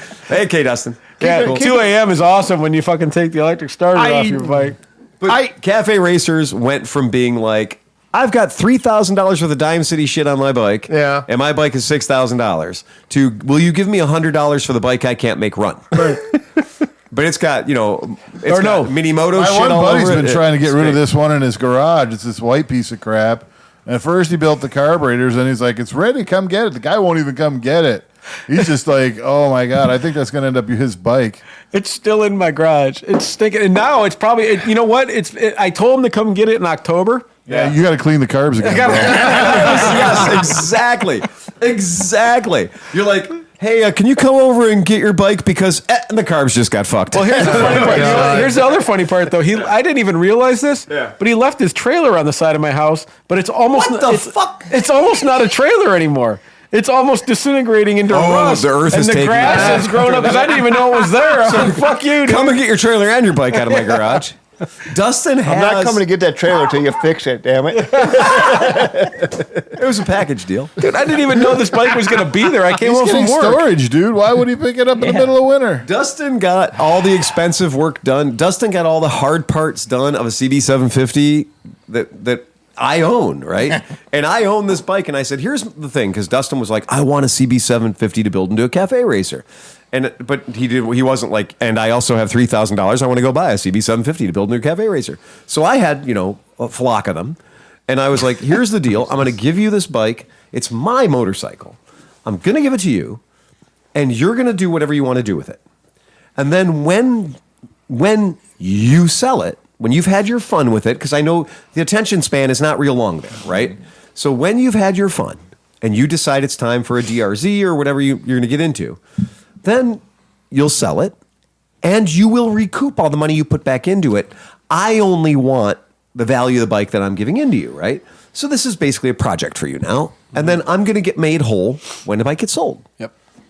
Well, that was 20 years ago, right? He still has the bike, though. Yeah. And Cafe Still having Racer, fun. Cafe Racer may come around again. We don't know. By the time it's done. But I do think. It's like what are we on now? Like fourth or fifth wave ska? Yeah.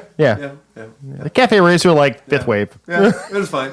But at some point, I was like, we're going through cleaning up the shop, and I keep coming across boxes and boxes and boxes of 4-into-1 stuff. Oh, God. And I keep coming across boxes and boxes of CB750 stuff, and I'm like, this all got to go. And I was like, wait, I still own a CB750. Yeah. Like, I can't do a fucking fire sale yet because I still own one. That's I just haven't seen it in a long time. Honestly, So- the problem is, and I get where you're at on this. Renee and I and you as well are going through the back of the shop, and we're looking at all the stuff. We're like, this is some really great stuff. Yeah. I But the know. problem I is- paid for all of it. But the problem is, we need when it was at its most expensive. I bought high and didn't sell. Tom's seeing all the shit Make you it up bought on in December volume. 24th, and now it's December 26th. Dude, there is I was like, they don't make these anymore. People are fighting over this shit. Teville has 10 of them. there's a Who came home with truckloads full of garbage from various places? Oh, yeah. I took a picture of a dump run I did one time that had 7 CB750 motors in it. Oh, yeah. And people were like, I'm going to come to your house and shoot your cat. You're the fucking devil. Phil, And I'm like, good, where the fuck were you when I had them up for $50 a piece? Phil, there's a Hammer Zombie exhaust in a box. I know. Brand new. in the back of the shop. Brand new. That I literally am going to put on the wall because I personally cannot build a small frame You can motor. thank James for that one. I guarantee it. I cannot build a motor that'll power a Hammer Zombie. Neither could James. And I'm like, That was never on the menu. When somebody says, hey, I got this great motor, but you got to be pushing 30 horsepower to use it. You got to have a 30 horsepower motor first before you buy the pipe. Yeah. You don't buy the pants you want to fit into someday. No, you buy realistically. But doesn't the pipe add the 20 horsepower? oh No. Yeah. In fact, it subtracts horsepower. The funny part is all the way up to 28. The funny part is I bought a PM tuning pipe for my small frame once upon a time, and it literally sucked the horsepower out of the motor. Your power The band, Hammer your power Zombie- band becomes a sliver. You literally, the Hammer Zombie, you literally have to have a flamethrower of gasoline to push into the thing. And I look at it, and I'm like, there's no fucking way this exhaust exists in the back of the shop. Oh no, there is. And it Because does. I gave people carte blanche, as they say, to spend my money as long as they were doing something that was going to be a good thing. And my problem was the road to hell is paved with ADHD and good intentions. And I'm the one playing cleanup, and I'm like, You're playing cleanup fourth. I've played cleanup 3 times ahead of you. right. You're getting that this shit is filtered. You're the carp at the bottom. I ran across the top end. I can't remember what it is for one of the Stellas, and I went, I should put this on a Stella, and I went, 27 fucking forks in my shop, and I'm buying a fork off the internet. I can't find. I What cannot the fuck find is them. wrong with my world? This is exactly it. That's My the problem. shop at this point is so goddamn out of control. The squirrels have got to figure it out. The squirrels got to figure it out. But as far as the actual, like, hey, here's a box. What's like- in it? It's an archaeological thing. There's like 7 Rally 200s in your shop. I have not found a fork. Yeah. And no, Hey, wait no, a second. I wait. wanted to go home happy today. I take it Well, back. there it goes. I take it back. There's 7 Rally 200s, but there's at least 3 Rally 180s. I know, because I like Rally 180s. Right. Yeah.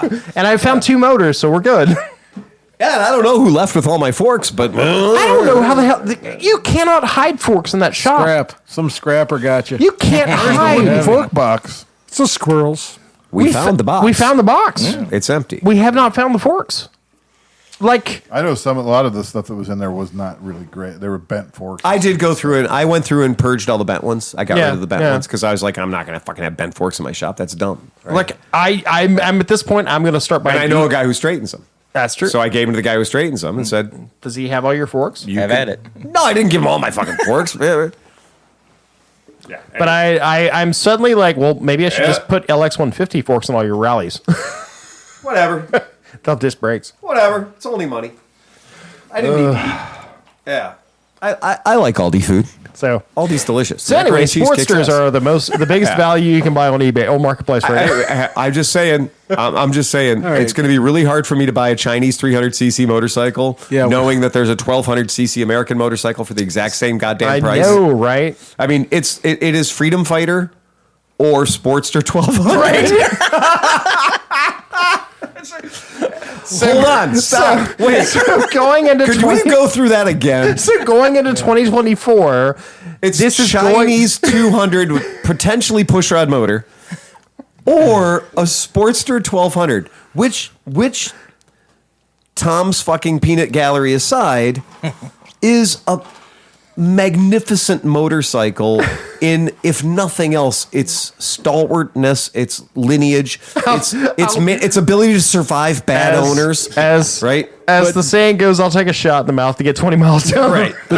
But this is why those Sportsters won't sell. I sent you guys this text, a screenshot of this dude who is selling a 250, like a little 250 Ninja, right? Yeah. And he's like, he's telling his buddy, like, yeah, man, I'll sell you the 250, but I'll go lower for you because you're my buddy. He's like, nah, no disrespect, but I don't want my first bike to be a bitch 250, son.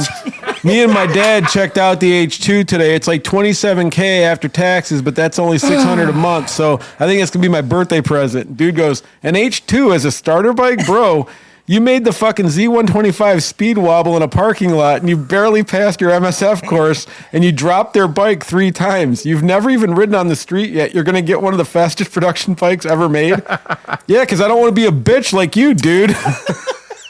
That's what Hey, nobody's Pete. buying Sportsters. How many miles do you think you put on that TW200?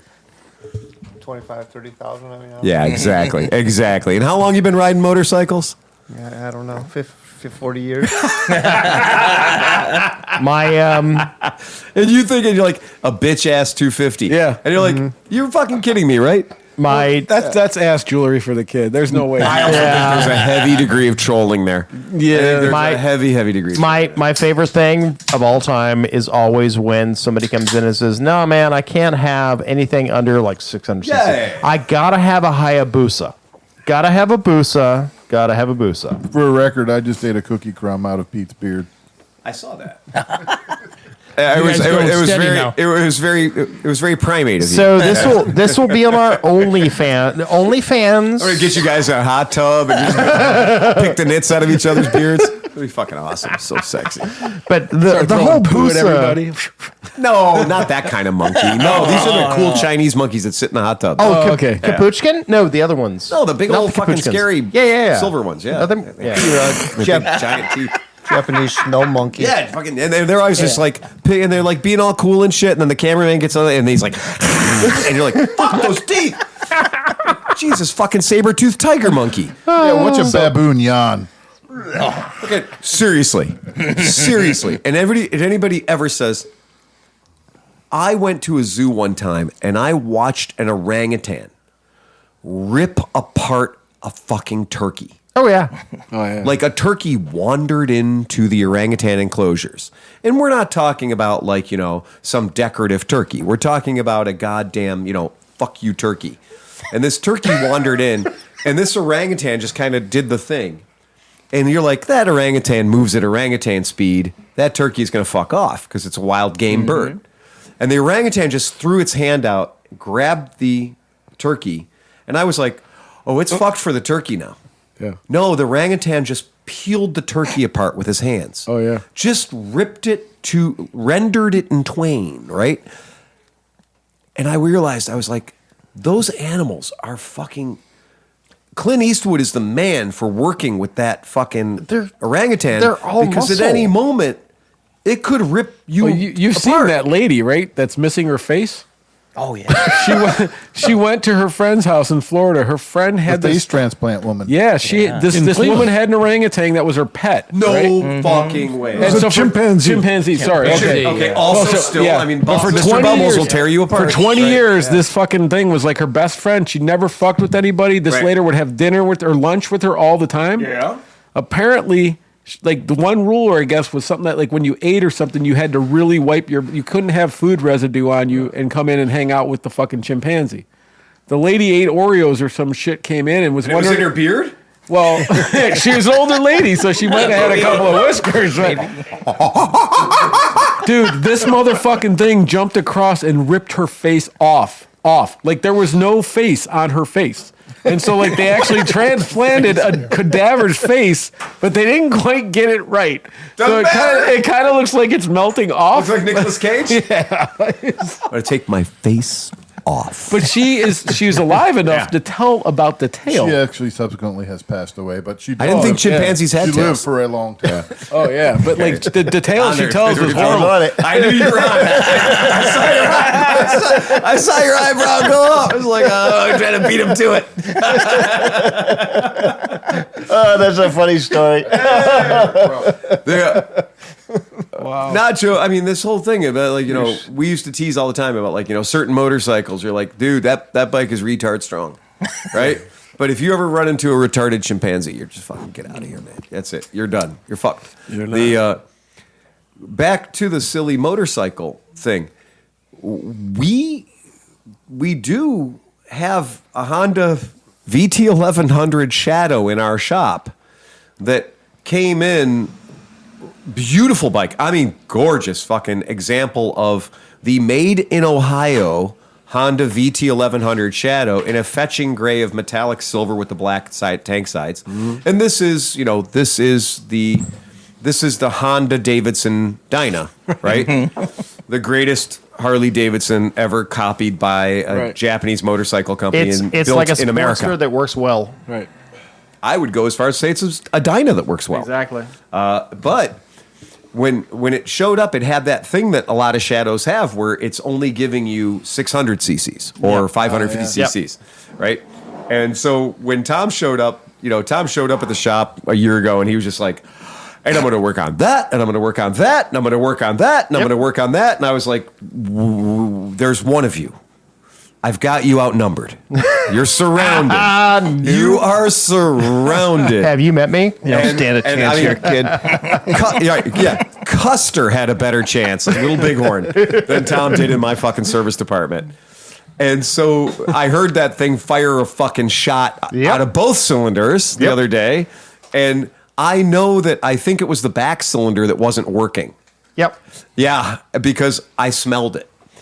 And I smelled a long life of no boomy boomy out of the back cylinder, where the back was just an air compressor, and the front was just driving the air compressor. Yep.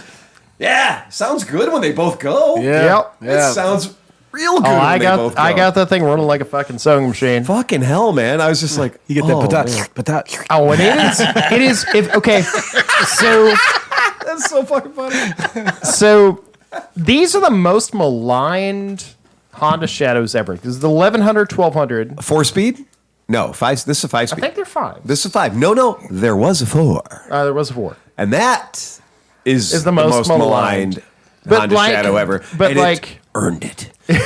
If Mr. Grumpy Sewer Guy were here, he'd tell you that 4 was the correct number of gears. I like 4 speeds. Yeah, right.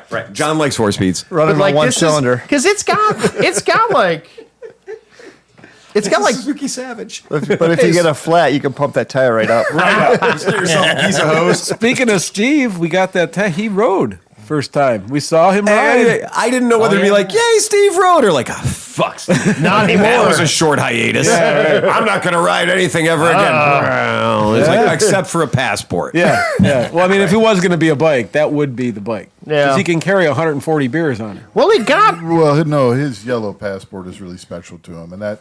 I mean, he got freaking rocked on a monkey, so this is not far removed. But he did say he got it out. He was moving things around, and he gave it a couple prods. It started right up. And he was like, Gotta take it out. And he's like, eh. So You know, he wrote it I out. To the end. can't put it to bed if I don't take it for at least a quick lap. He wrote it out to the end of the driveway when he took that picture. And Yeah. the kid's like, you don't even have your helmet on. And then that kind of spurred him like, fuck you. Well, of course. I guarantee it was not, okay, honey, I'll come back and put my helmet on. No, it was, well, now I'm going for a ride. Hey, Phil, what kind of damage would it take for you to never ride again? There ain't no way. Exactly. Cut my fucking head off. Right, exactly. And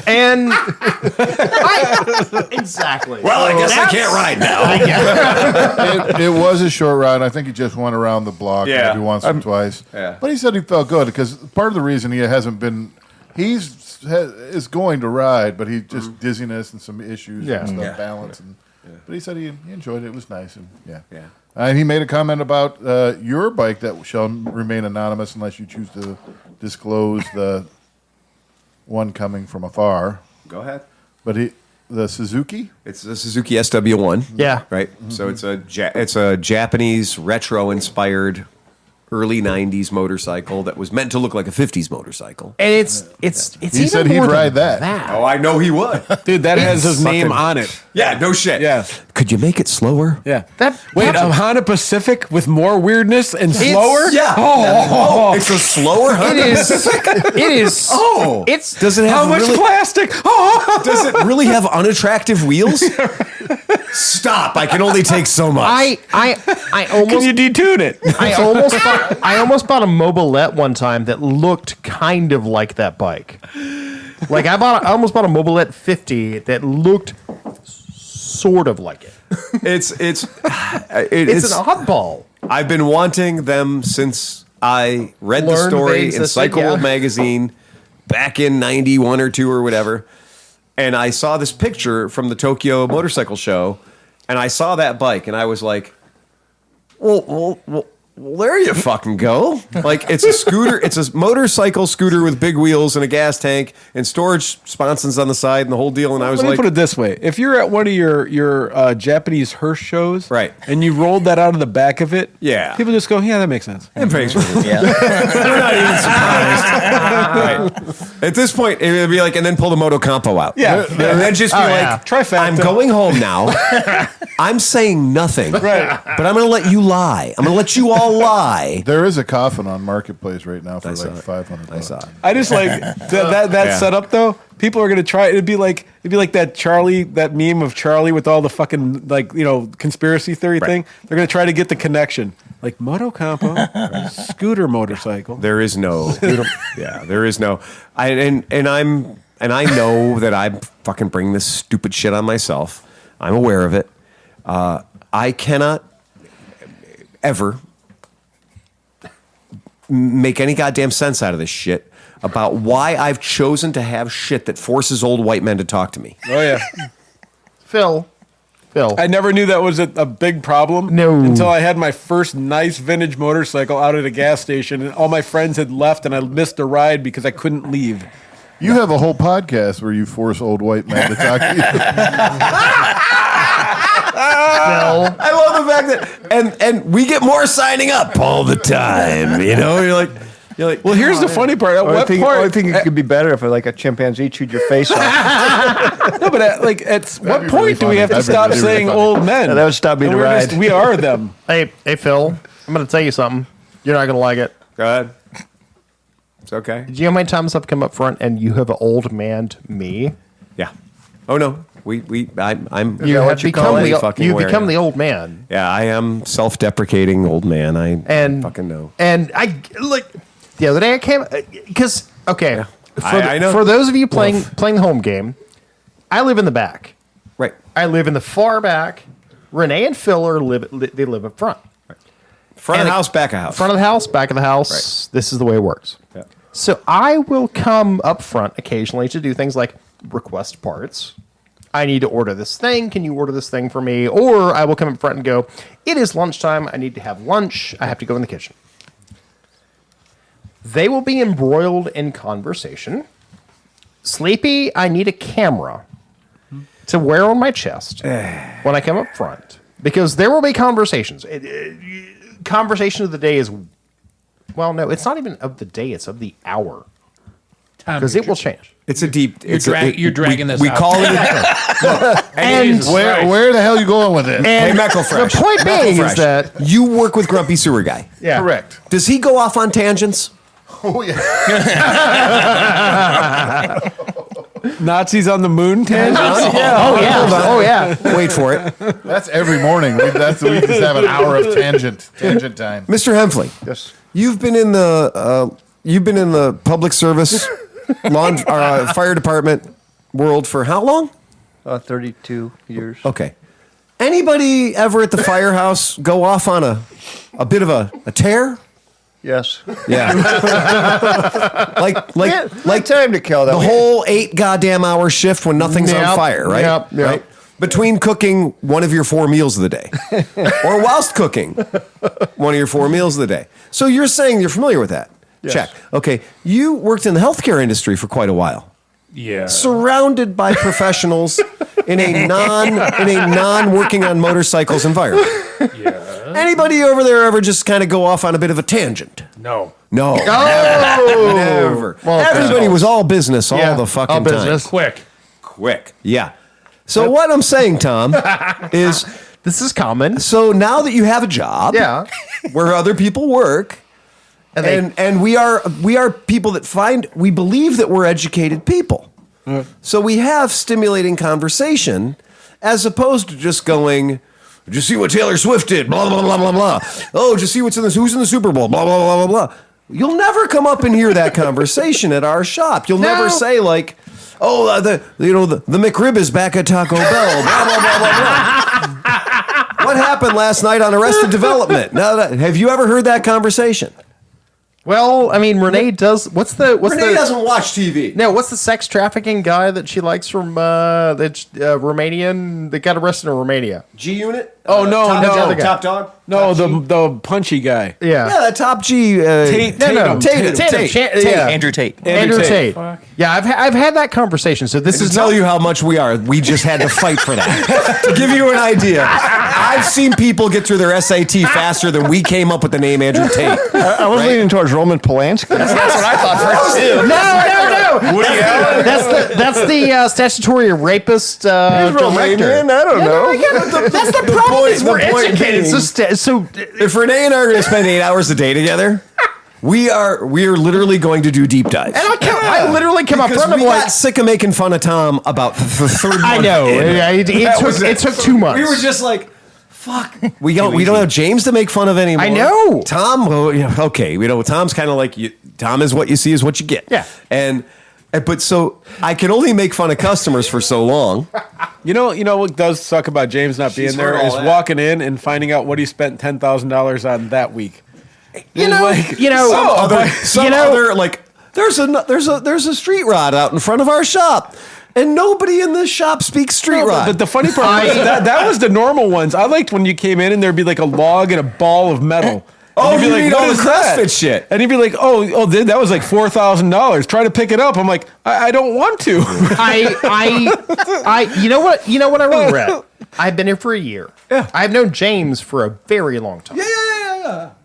I have not seen James since I came here. Oh, I don't think that's unexpected. I know. I'm gonna tell you. I've seen Wayne. He stayed a very long time, and we've known James for a super long time, and I still absolutely like him very much. Yeah. He just became no longer a good fit at the shop, Persona non grata. and he's not persona non grata. He can come in anytime I know. he wants, but he's made a choice. But you know what else he's not doing? As he'll tell anybody, he's not even going into his own fucking garage that is behind his house. Right. He's got a bike that's sitting on a lift somewhere, that's not being ridden or worked on. He's got other things going on. Like when I was at my low point, and I'll admit I was a low point. Yeah. James and I were going back and forth, and I was like, all right, cool. We're both kind of hyping each other up. There you go. And I'm like, well, now where are you? I'm like in your town. I live in your town. Where are you? We used to have to go to scooter rallies 600 miles away to see each other. Exactly. And he worked in my shop. Exactly. Right? That's part of that. Not for nothing. Yeah. But on my birthday, James hit me up. See? He hit me up. I hadn't really talked to him. Hadn't Yeah. really seen him. I just Right. hadn't ran into him anywhere. Right. But he did hit me up on my birthday with the texts and stuff like Yeah. that. And we went back and forth and everything. And he's like, "Hey, let me know if Yun's guys go Right. for a ride or something. Yeah. I'd like to try to get out and See? ride." So That's Nice. fucking great. That's When perfect. That's when perfect. I'm like, "What are you riding?" He's riding. I guess he's got a sports. He got a Sportster. yeah. Oh, wow. Well, he's a Paid Harley. it He $2,900 became a for Harley it. guy. Actually, I think he did. Good for him. And it was a sore dick deal. I mean, like when he got that bike, everybody was like, "Can you believe that son?" Because I had a 1200 Sportster, and he was trying to buy it off of me. But I have to make money on things. Right. I can't just be like, "Hey, Sleepy, I got this Dude. bike for $29.99. Dude. I'll sell it to you for I- $28.88." Well, that's what. Anytime we talk about a deal, I'm always like, and obviously there's a piece for you, whatever, because you have a building you have to pay for. Well, the other thing is too. Okay, I like selling shit. I like selling. Right. Yeah. What I hate selling is a GS 850 with 4 carburetors to an old man who's going to want a warranty. Right. And I'm like, you can do that. Yeah. Right? You can just as easily do the answering, "Is this still available?" as I can do that. The difference is with me, it's IRL Right. in the shop when I have many other things to do. Right. So I've managed, you don't know if you've noticed this in the past 20 years, I've managed to move the roadside attraction, interesting KZ type motorcycles away from my building Yeah. because I got sick of having the people coming in and going like, "Yeah, so I see you got a GS 850 in here. Let me tell you about the one." Because I know that is a real-time museum experience where this guy is going to share his history at me. Oh yeah, I witnessed it when you had the KZ 900. The best The counter. legendary. The best. The legendary the- KZ900. The best counter to an KZ old man is 1000. an old man.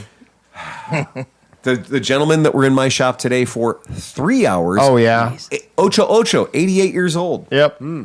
88 years old was the older guy. The younger guy was 80. And straight up having the girlfriend experience at my expense, like sitting on 4 different bikes. I had to go 2 different ways through the shop to get to the kitchen because these guys were there that long. Did they make an appointment? Oh, no. No, they didn't, did they? How the hell did they get in?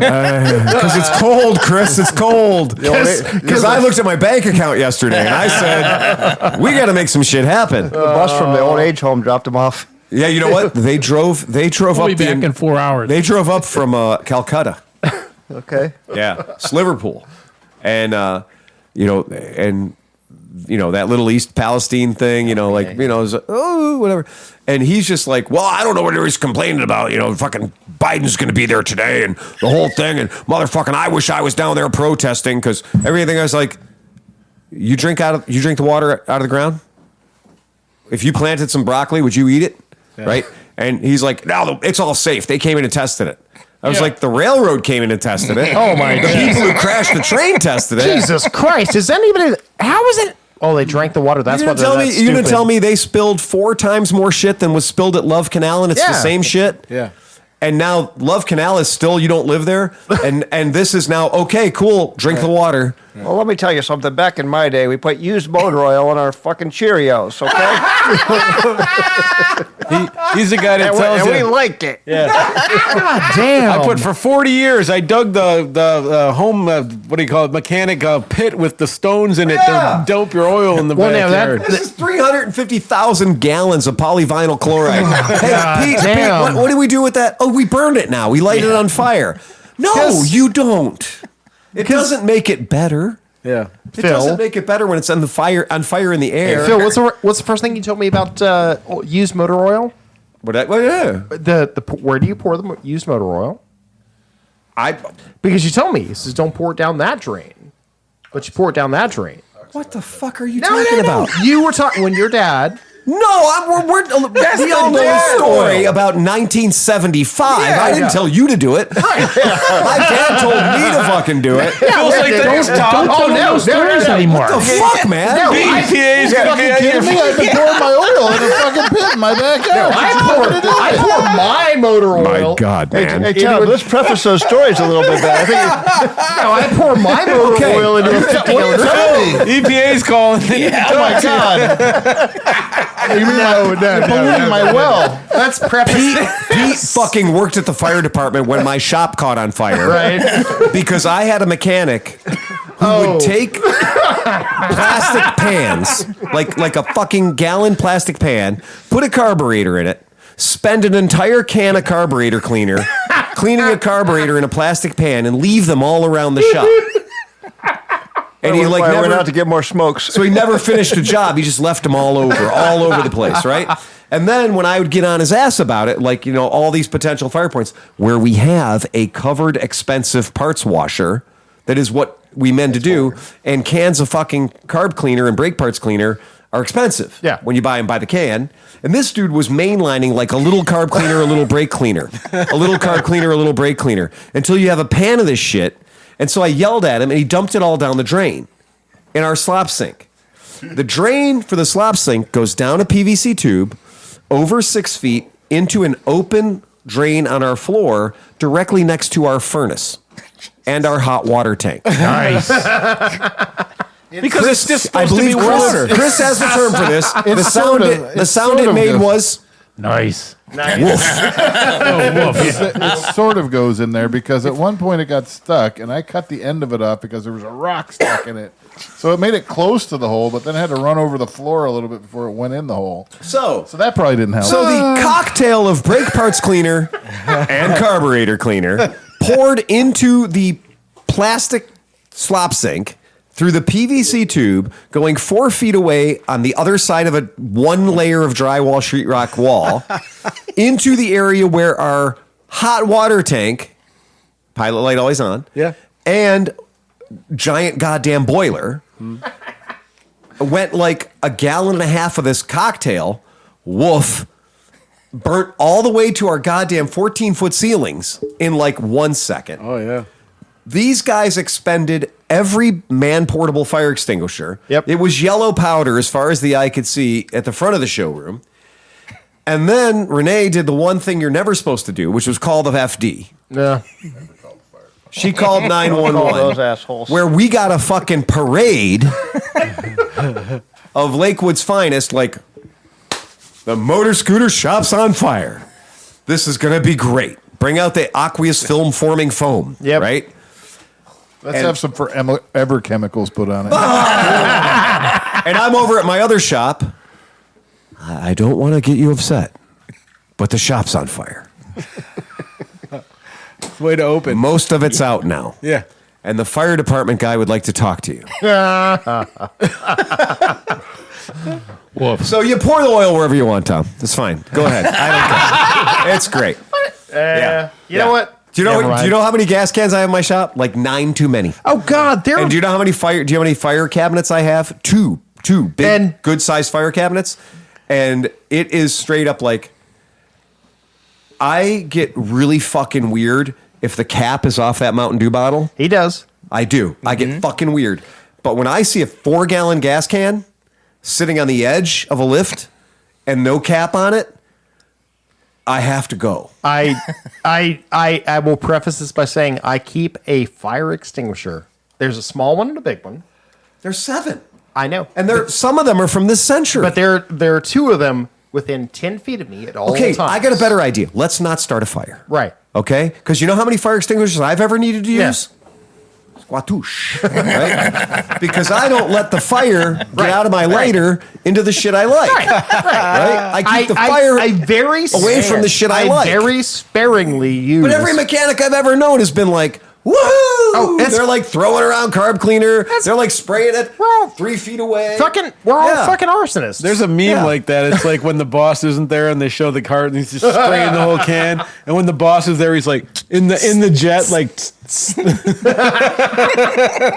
I didn't even know you could buy it by the single can because I only order it one way. Right. And I'm and I'm cheap. I will not have Napa show up and deliver it.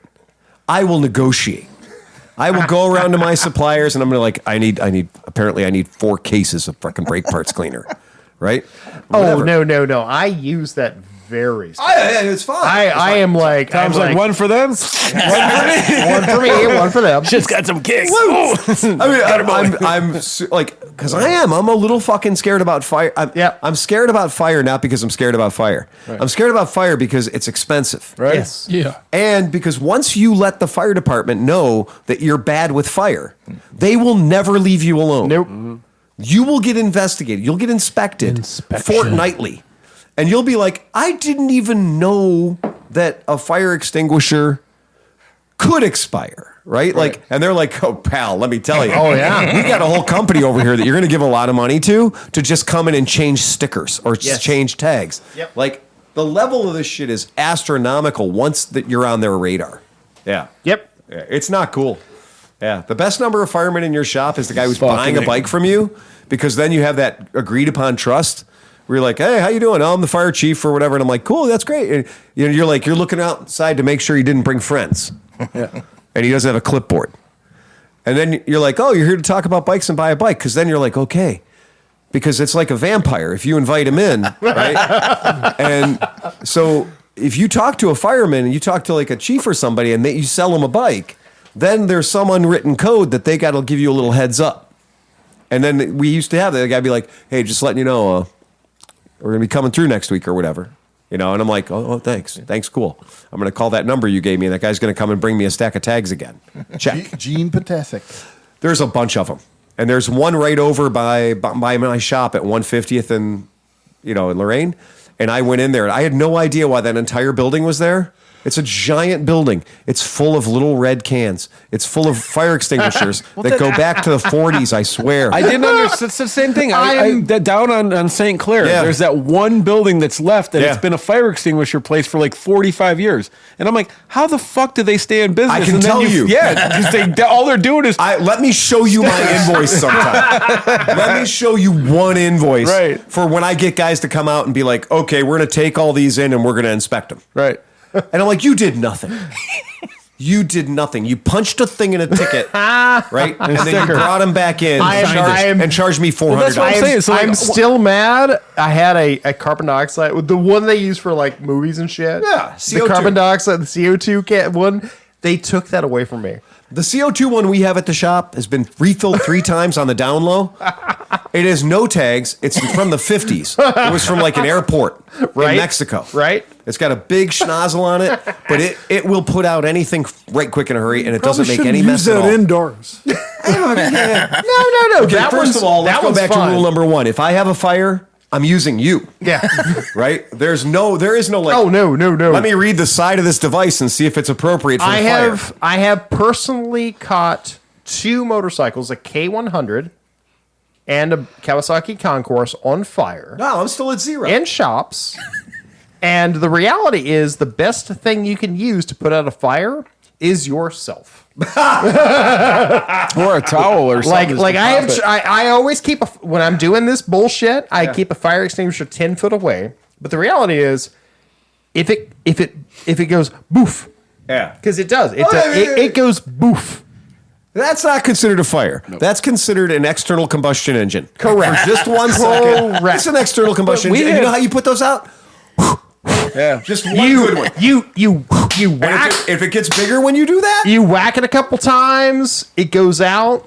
But you know what? That's the way it works. So Are you guys at the point where whenever something catches on fire, you just stop and watch it a little bit? Okay. It's so pretty. I lit another thing on fire. It's so pretty. I like Let's the see how fire. this is going. Okay. That's usually Usually they go out pretty fast when it's a fuel like this, but I can see that it's starting to melt plastic. oh god, Okay, that plastic caught on fire and now it's dripping. Okay, I better fucking do something. what the fuck, man? Like, I will hurt my own body reacting to fire where it's not supposed to be. I have literally lost all of the fur up to here. Well, that's what I was sitting there when I was working on that dude's bike, right? And the first time I tried to fire it up, the one float bowl was still sticking. Yeah. And so it caught on fire. And I was like, fuck. So I grabbed this towel and I whacked it. It went out. But I was like, I should probably as I look around 40,000 million square foot of wood with 20 bikes in there, I'm like, I should probably have a fucking fire extinguisher in this garage. CO2 fire extinguisher. That's what I did. Because the nice thing is, it's like being a ninja. Yeah. Because you can put out the fire and nobody knows there was a fire. Right. Right? There's no powder. There's no nothing. There's just and you get to be like, I was on Mythbusters. Right. And you get to be cool for a second. And then you go fix it and you go refill the thing or whatever. You know what I feel did like you order? need to. I did It's got order a one of those gauge on fire the side. blankets. You see those fire blankets? Oh, yeah. they got? Now, those seem pretty, like, for, like, engine kind of things and stuff where it's not like I have a fire blanket too. It's called a moving blanket. Well, Those things are virtually unburnable. Yeah. U-Haul would not sell you a fucking flammable moving blanket. Good point. No, they wouldn't. U-Haul That's would a never good take idea. that chance. That shit is. I'm pretty sure Harbor Freight will, though. Honestly, you're 20% off of the coupon. Right? Oh, you get fucking 3 kinds of cancer just by taking it out of the package. They self-combust just naturally. Harbor Freight fire extinguishers are flammable. It just says it on there. You're like, flammable, inflammable. Keep away from fire. Keep away from fire. It is not. I can say that when my RV caught on fire, I was very happy to have that little stupid 1988, the original one. Was it that- a skinny one? It was a little tiny one like Like this, a beer can, with but not taller? even a pin to pull, or like just like a push button. Oh, we had a like little that. plastic. And I'm like, oh, this thing's never going to work. And I opened the hood and one nice little spurt and it went out. And I'm like, Yeah. fuck, I'm glad. Hey. And then I tried to use it again on Steve's mower when I caught that on fire, and that didn't work. It was done. It You're like the it guy only that had one little spurt in it. You're like the guy who tried to use a match twice. It only worked the first time. Have you never seen a match burn twice? I'll show you. Okay, I am curious because we do have a firefighting professional here in the room with us Yeah, it's today. retired. I'm retired. I said. Okay, a retired firefighting professional in the room with Did you us. say retired? Retired. Okay. Yes, I did. What's the What's the maximum? Just get ballpark. Okay. Within 100. What's the maximum number of expended fire extinguishers you've ever seen arriving to a scene where a group of people tried to take care of the situation, but then you eventually had to fucking show up? Oh, Like I'm gonna say like a car fire Yeah. out on the highway or Yeah. something, because the car is ripping like soup to nuts. Yeah. And any jackass or truck driver, or whatever, driving by has a fire extinguisher on their vehicle, they're gonna say like, "I'm gonna be the hero, put this fire out." Oh, Well, really? it doesn't put out much fire. That's for catching it at an early stage. Especially when you got the Santa Ana blowing. Yeah. And you're like, So and they'll- now you're just. There'll be fucked. half a dozen fire extinguishers laying around the Just vehicle, laying like- and the cops are always there first. They always shoot off 2 or 3 fire That's extinguishers, what I depending on how was- many cruisers are there. Then the truck driver, and then whomever else is happening. Yeah, I'm guilty of that thing. I'm guilty of that. So one. is there legitimately I feel like seen. a little bit of a rivalry, like when the cops show up and you guys are there and you're like, "Pfft, get No. your fuck no. No. Oh, And- I was getting into Tacoma PD and they like have the cops and yeah. thing rivalry, so I was hoping that Oh, was real. no. Yeah, that's real. The cop. Every time I've ever had to have FD show up on scene for anything, it's usually when a non-injury accident realizes that it's an injury accident, and so they got to roll the squad and the pumper and every goddamn thing in the world, and they'll bring out everything. And but there's that moment when you realize the law enforcement situation did turn into a fire department situation, and you will watch the cops pretend to be helping until the paramedics show up. Because the cops will be like, yeah, we're doing good things here. And we're like, God damn it, where the fuck are they, man? And we're like, yeah, we got this. Because cops have minimal first aid training. And the cops are just doing what they can do. And they're just like, and they're like, please, can I hear them? Can we just anything? Please pretend like, and you're just thinking like, okay, we gotta stop the airway and open the bleeding. Right. And whatever. And you're like, you're just doing When I was in the police academy, they said, call the squad. Well, yeah, call the squad.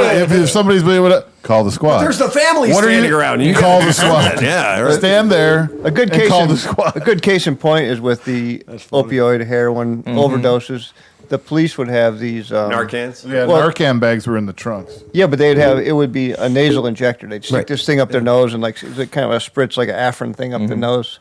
Not super effective. Oh, really? The fire department shows up. We had IV drugs, and you push it right into the veins, and then it Then they die. no, it went right. And then they get up and go buy more fucking fentanyl. I know. That's They're the angry. Dude, I They just killed their wasted high. like $30. Man, that shit really cool. Let's go get some. Anytime the fire department would show up, when we'd be like, this kind of became a fire situation, right? Because that happens. Cars crash, and when cars crash, you're like, we got this. Tow company's going to move them away from each other. It's going to be great. And then you realize they kind of welded themselves together with all the batteries thing. And then you're like, oh, no, we really do super duper need the fire here. Can you guys step it up a little bit, right? And when I was in Mentor, we had fire departments all over the goddamn city because we had a freeway cutting the city in half and some railroad tracks. So you had a bunch of firehouses. And when I would see a cop coming out with a portable fire extinguisher trying to do what he's talking about, I'd be like, no, because that's for me. That's my fire extinguisher. That's for my personal shit. I'm not going to use it on you because I might need it later. For a fire that I started. How about don't become the next victim? Don't become the next guy who needs triage the fuck out of there when you're trying to help somebody and you become now a fucking, the next guy being dragged out. You were talking about cars on fire. Did you guys see the article about out in California where Google has its self-driving cars where they're like completely autonomous? They're in a town where they're testing. Yeah, I didn't know. And it was going through Chinatown during one of their exciting like little things. You mean the Lunar New Year on February 10th, just the other day? Thank right? you. Yeah. That's the day. You're the dragon. So the car didn't make it. They got fireworks shot into it, and then they got the windows broken, and then dudes throwing straight up John McAfee style. No. Fucking, I'm sorry. So it didn't get accidentally involved in a fire. It got molested in a fire. That's what I'm saying. You leave. It got attacked. You leave It was a hate self-driving crime. cars around some people, Right. and they're just It was gonna a hate crime. fuck it up. And so, like, Can you imagine a driverless car trying to get away from being on fire? Well, Well, that's what there was. They said it was a victimless crime, and the funny part was, dude, seriously, the news was like that. They were like, nobody was injured. It was basically a victimless crime. Google's like, hey, motherfucker, that was like $1 million cover. No shit. And then everyone wonders why they want to kill all humans. No shit. If you want Skynet, this is how you get Skynet. Like that car knows how dangerous we But are. here's the Fucking thing. Roomba, like 3 laws. If you can watch the Roomba video, here. find the video, right? And you'll see all these kids, like these Asian kids running by throwing fireworks into it. It's just getting bigger and bigger. Right. But when the cops show up, they realize it's a self-driving car. Yeah. So the malaise of getting there, they were just like, it was awesome. But those fuckers burn Prius good. 2023 And started this, Skynet. I'm just gonna guess casually it was an electric car. this is why we killed all the humans. Yeah, right? Yeah, I mean, the humans are dead. Humans, the humans are dead. I Do it for Google Prius. The humans are dead. We got every single all the electric motorcycle companies that I deal with all the time. Every electric motorcycle company right now, and I don't care who they are, you know, a Livewire, Energica, Zero. Did you see the new Livewire they dropped? the Del Rey S2? Did they drop it off a fucking 30-story Who building? are they appealing to? It's like the old BMW. What was that BMW California? Whatever the fucking thing was that was just horrible. It had like the peanut The tank. 1200C. No. Yeah. The 1200C. Oh, there are 1200C. Oh, See- you mean the new electric motorcycle that is a cruiser? Yeah. Yeah. It looks like hopefully, first of all, artist rendition. Yeah, right. Photoshop. Yeah. Right? It's not the Del Rey S2. But here's what I have to tell you. And this is not like vaporware bullshitty thing. Every company that I deal with and that I am very much watching all the goddamn time because I still have 6 of them in my shop. All these companies are like, okay, we may have overplayed our hand. And the louder people start talking about, like, well, you know, you're aware of Toyota and its solid state batteries, and now somebody's saying, is it Hyundai or Kia? And they're solid Hydrogen. state batteries. Oh, that, yeah. All right. BMW is going all hydrogen. Eh. But the point is, when Toyota's saying it, you can always be like, oh, you know that. Oh, of course it is, but you know that's going to be a long way off, and it's going to cost millions of dollars. But when Hyundai enters the chat, and you're going to be like, no, that's going to be downright affordable. In fact, kids are going to be able to steal it with a USB plug that they were Right? charging their phone with. Because you're dumb enough to buy Because when Hyundai. Hyundai says, I have a better solution than your Tesla Cybertruck, which has a 230-mile range but was advertised at 500. Right. When Hyundai enters the chat and says, this is going to be able to go 1,200 miles on a charge, Hyundai is the home of the 10-year warranty. Yeah, we can talk about that. With mine, everything's rusting. Right? I got touched by a deer hoof and the whole car imploded. Again, Hey, Sleepy. I didn't tell you it was Sleepy. Toyota, did I? Right. I told you it was Hyundai. Right. Sleepy. What? So you said your Hyundai's rusting. Yeah. Says the Cybertruck. What? Cybertrucks. They're rusting. Okay. Cybertrucks are rusting. They shouldn't be able to. just They're stainless rain. steel. Stainless, yeah. No, I got an F-150. It's all aluminium, except for the parts that are holding the aluminium together. So the aluminium part will not rust. No, the Cybertrucks all of are the rusting. other parts will rust. Cybertrucks more. are Just rusting. quit. If you say Cybertrucks are rusting one more time, I'm going to jump across the bar and strangle you. You know what? What are you that is talking literally about? like that is saying like I'm just going to keep yelling Cybertrucks are Cybertrucks are rusting rusting. with giving Cybertrucks no are rusting. supporting commentary whatsoever. Mean. Woof. I don't know. I don't know which on ramp he was waiting for. No, they're legitimately rusting. I get it. Because it's stainless steel, but it's not the good stainless steel. Okay. Right. It's not There we called go. stain-proof steel. It's called stainless So steel. this Let happened me when introduce you to my water-resistant jacket. What the shit? What? I didn't. This Poor is not where I Aaron. expect to be Why on does this. Aaron have to put up with Well, this shit? this is okay. So now I understand what you're saying. Right. You just kept saying it. We were talking about. Well, eventually I got yelled at. I didn't know what I was getting yelled at for. Everybody's getting yelled at. And yet, Can we talk about some Grombeardo stuff for Christ's sake? Please. he's been Jesus sitting here the Christ. entire time. The poor guy's been sitting here for 2 hours. We have a special guest. All we've done is entertain I him. can't save this. I can't even save this guy. He's literally he's in the monkey house at the zoo. I'm going to circle us back here. Okay, so if a Sportster is about $3,000 and a Honda Rebel is about $3,000, Grombeardo, what's a nice Grom going for these days? A used one? Yeah. Let's just say, yeah. Oh yeah, like 3. Okay. 25. What's the best money? What's the best money you can spend right now if you want a Mini? You want to buy a Mini. You want to get the most fun, love, and enjoyment out of it. Oh, that's his but you thing. don't- The thing you on don't this wanna van. pay wheelies. Your fucking dirt bike thing on the van. The YCF 190. What's up with that? No, we Oh, got to talk Supermoto. about this. We got to get more into this because you have fucking plates on You it. should point Yeah. at me. You should point at me and tell me how we got to talk about the thing that we have the guy in the room with Well, no, us. but you just got to me talk excited. about. You just got Well, me you should excited point to about him it. and We say, do have a we special should talk about guest. that. Let's use this. Right, no, but I'm just saying he got excited again He's because I here. forgot about the fact that he put plate on a bike that's not supposed to have plates, and it was easy for him. So that's why I wanted to find out more about that. So yeah. About that whole process? Yeah. In Ohio, it's super easy. That's the end of that conversation. Yeah. We've never had this. It certainly is it- sounds This easy. is me giving you the room. Yeah. if you have as long as you have a title, you're good. We knew Well, that. yeah. So See, the first thing you got to have is a title. Yeah. Well. Oh, well, shit. Really? I didn't know that. No, as long as it's not, as long as the dealer that sold it wasn't in Ohio, all you need is the MCO and your receipt that you bought it, and you take it down to get a title, and then you just sign an affidavit saying you did all things. And Okay. So here's kind of the thing, because I have a drawer full of MCOs, because every single SSR that we've ever sold, whether it's 70 Came with cc's or 125 cc's, with not a single headlight or tail light on it, Right. it comes with an MCO. Because we have a law that says if you're a respectable motorcycle manufacturer and not some fuck knuckle shipping shit in by the container, hey, good luck, man. Yeah, here's your Tao. Right? If they do that, they have MCOs, and the MCO has the VIN, and it says, but nowhere on the MCO does it have the thing that the state puts on it, which says for off-road use only.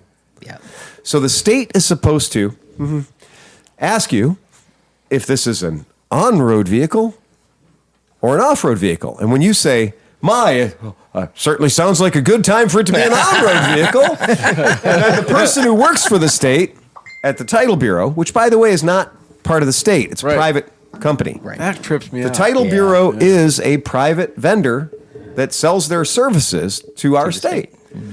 So it isn't, they're just managers of state documents. Okay. So you're like, no, it's an on-road vehicle. And now we are at the behest, at the beholden to the person behind the counter, and she's been unhappy with this job for a while now. So she gets to look it up in a book, but believe it or not, they still print on paper, and go, what'd you say that was again? And you give her a statement of fact, and you say some words like it's a YCF 190, and she's supposed to open the book or look in the computer thing and doobly-doo, and she's supposed to go, and who made that? And you're supposed to say who made it? YCF, and she goes, Yamaha, and you go, no. That'll do. YCF. Now, that's what you say. I'm all right Yeah, with close that. enough. That's how I ended up with a Lamborghini title for my Lambretta, right? So I'm going to guess. I'm just going to go out on a limb here, and I'm going to guess that YCF doesn't have any vehicles listed for on-road use in the great state of Ohio. Correct. Right. I wasn't sure. I felt like I might have been reaching there, but because I'm going to do this.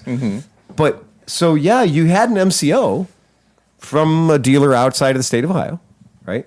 Because Well, technically, I bought it from Michigan, but Yeah. Well, it already had a Michigan title, but I've done this with other bikes. right, Yeah. right. And so that's the trick, is getting past that fucking state, that one thing, that one document where is you the- can be like, for it on road use. And if they'll be like, okay. The reason they do that is because since 2006, There's a long line behind you. exactly. Yeah, fuck. And since 2006, dads and moms have been bringing in the piece of cardboard from the outside of the box that was on the thing they bought at Walmart or Costco or Sam's Club, bringing in the piece of cardboard and saying, they said I have to get a title. And and then the other lady said I needed to have the MCO. And then I went and I talked to the guys, and they said it's this thing. And you hand it to the lady behind. No, I just say lady. It's the person behind the thing. and with a box of donuts. Oh, she's and no lady. You hand, we all know, man. I've seen one guy working there one time, and He's no lady. And she was fabulous, but you hand him that piece of cardboard, and what Chris said comes into play. It's like, oh, for fuck's sake, just give him a god. How much? That literally says it has 4 horsepower. It says it has 9 horsepower. It says it weighs 103 pounds. Oh, give him the fucking title. What's the worst thing that could happen? And lock the door, too. Yeah. And when I see people come into my shop and they're like, their motorcycle starts with a string.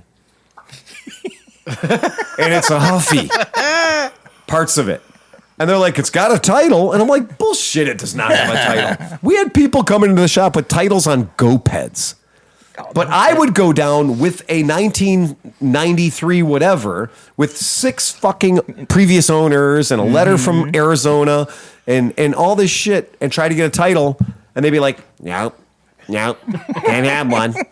I'd be like, let me come in here with a Fling Poo 49 and get a title for the Fling Poo 49 and then just fucking swap the VINs over, and all of a sudden that Yamaha's a fucking, Hershey fucking whatever. So I have a question. So say like you got a CB750 that's been laying in the back of your garage for 20 years. You lost the title. You can't get it, whatever, right? Yeah. What are the rules about, like, okay, you cut a section of the frame, you weld a new one, and you make it custom? Hold on. The first rule, and I'm going to say this, and I want to make sure everybody understands. Yeah. If you have a motorcycle that doesn't have a title, I don't care how you got it, whatever happened. The first thing you have to do, according to anybody that I've ever talked to in the past 5 years, is call Joe Casola. Yeah, right. Okay? Or just sell it to your buddy. You just say, help me, Joe Casola, you're my only hope. Right? That's it. He's like fucking Obi-Wan. He'll get you a Tennessee title. It's pretty amazing. Right. It's going to cost you some money. Okay? Otherwise, you're going to try to do some things. Some people are going to tell you some lies. You can get a court-appointed title. I am still I've 25 years doing a business. I have never seen a court-appointed title. Petition the clerk of court. Yeah, right. Yeah, sure you can. I know one guy that did it, but he was actually a judge, so I think it was a little easier for him. He literally appointed his own court. Aaron, I know who you're talking about, and I owned that vehicle at one time. What vehicle is it? It's a 59 Volkswagen bus. Yeah. We had a customer who's an attorney who came in. He's like, well, I'm an attorney and I'm doing the Cleveland court and the whole deal. And I can do that. And he came back 3 years later after spent $3,000 and went, can you get a title for this? And I was like, let me introduce you to all the paperwork for Vermont. And that's gone now. You can't do that. Right. They closed up that loophole. They closed that loophole. Yep. We just found some Vermont plates the other day and I had to go running around the shop and remember what they were for. Because I was like, I think I'm going to try to renew these. And they let me. And I renewed. Two-year renewals. Well, yeah, and I think they're going to let you keep. I don't even think it's grandfathered in. I think it's just still there. What did they close? I just can't get a new one. Yeah. Oh, they're not issuing them to out-of-state residents anymore. Is that how they closed it? Okay. Yeah, and in case in case the Vermont part didn't catch you, the Ohio part does. Yeah. Because Ohio part got hip to the whole Vermont thing a while ago. I used to go in with the Vermont stuff to Ohio, and she'd be like, "Ha! What? You think I'm new here?" I recognize you. Yeah. So that's when you had to go and get the Michigan plate from the Vermont plate, and then get the Ohio plate. We also have done that. Yeah. I've had I've had plenty of Vermonts washed through Pennsylvania and whatever. Yeah, that's that. So you got a title for that thing. Yeah, it's got a title. And the only way to describe it is it's like a Yamaha 450 that got shrinkerized. Like it's the most legit looking. What size frame is that in? Is that a YZ125 frame? I have no idea. No, it's like a pit bike frame. Yeah, it is a real it's just pit like bike a pit bike frame. Yeah. Or YCF is that's all they have is mainly pit bikes. Yeah, and it's basically converted over to Supermoto. And so wheel size on that is 12s and 14s? Yeah, okay. 12s. Yeah. 12s and 14s. 12 and 12. All right. Because that's crazy. How many horsepower is that thing kicking around? I think it's 19.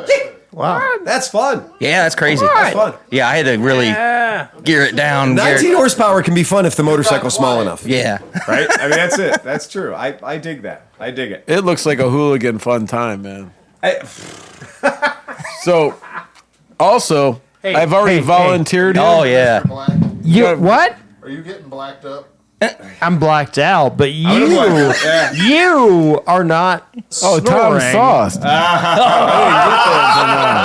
No. Tom accidentally got drunk in the podcast. I think he got blacked up. I'm looking at him back there. Tom's behind the bar. Nobody's paying attention to him. He's mixing drinks for himself. Right? And I'm fucking 9 feet away from the fucking bottle with a dry glass. But what do you want? So, Cinch, getting back to what you're saying here. So Come on, bring it. Yeah, here. what I was going to say is Aaron has a pit bike track that he's finishing. And so I've already, because that's what I do, I said I'm going to take it over now. And then once a month, we should have the ClevelandMoto podcast at the pit bike track and have a pit bike fucking smorgasbord race extravaganza. This is a thing? Yeah. Travaganza? Extravaganza. Hey. You missed the E. Again. It's going to be a travaganza. Travis Pastrana's Time to start tuning in It'll the be a Buddy travesty. 125s. It'll be a Travis. It'll be a travesty. Hey, Phil, what did I say earlier? Who knows? So we were talking about Mid-Ohio, Yep, absolutely. and we were talking about fuel. Yep. Yeah. And that's that whole thing right now is the debate is they're the same weekend. So, Oh yeah. Sophie's choice. So this year, they're same weekend, Yep. and I went. How many miles away is it? They are 78 miles away. Is that what it is? 78? 78. 78 miles away to get from Mid-Ohio to Fuel. And we have been talking about Iron Buddy. Iron Buddy and like all the For different a ways, all the long different places time. we can make people have to go. And I went, Make them go to Fuel. you know what? 78 miles, let's do fuel. That's so and that's That might not be a bad idea. no, it's Right? a really good idea. Oh, it's amazing. It's a really good idea. But that's- like when you talk about side quests, and what we need is a really, really extravagant act of stupidity. Especially if Right. you don't do it, like, so 78 miles is probably highway. Yeah, that's like 135 a back road. This is through Worcester? Worcester. Yeah. Yeah, but we're going to make it 135 it's miles. the middle part of Ohio, Yeah, right? yeah, Right. yeah. So it literally Oh, is yeah, an hour it- away. And I was like, "That's great. That's fucking fantastic." Because you're like literally making somebody go from one event to another event, Right. As part of the event, Right. Fuel's in the valley over there, so you just go down the valley to Akron, and you. Oh no, I think. Hey, Dan. Yeah, it's a good. That's a an good plan. easy rip. That's an easy rip, and it fits in well with the entire idea of. Did you put bitters in here? Bitters, Okay, yes. thank you.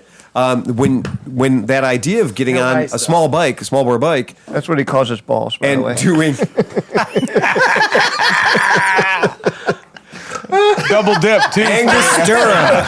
Right, yeah. But that idea of being like, It'll be okay, teabagged you know, by it's a proxy. 24-hour event, which means like each section is 12 hours. Well, you do that. You do from Mid-Ohio to Fuel. You make that be because remember there's 2 days, right? Right. So whichever day we decide to invade Fuel, Right. with the buddies. That to me is very funny because I don't know, if you haven't been to Fuel, if you haven't been to Fuel before, they maintain a certain level of like Decorum. as a Sportster, it's a V-twin, it's an Ironhead, it's an Ironhead, it's an Ironhead, it's a Shovelhead, it's a Shovel, it's a Panhead, it's a fucking buddy, right? And a lot of the guys that attend, there's more money in vintage jeans and like fucking white and black stripy Harley Davidson shirts and stuff. A lot of artisanal mustaches. Yeah, right? yeah. And also a lot of like curating the Easy Rider 1973 scene. Yeah. Like a lot of curating. I like it Right. though because there's a lot less bras.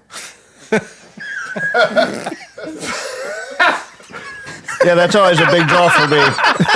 You would like that. Because they're all doing the 70s gig, man. All the chicks are like free flowing. It's all right.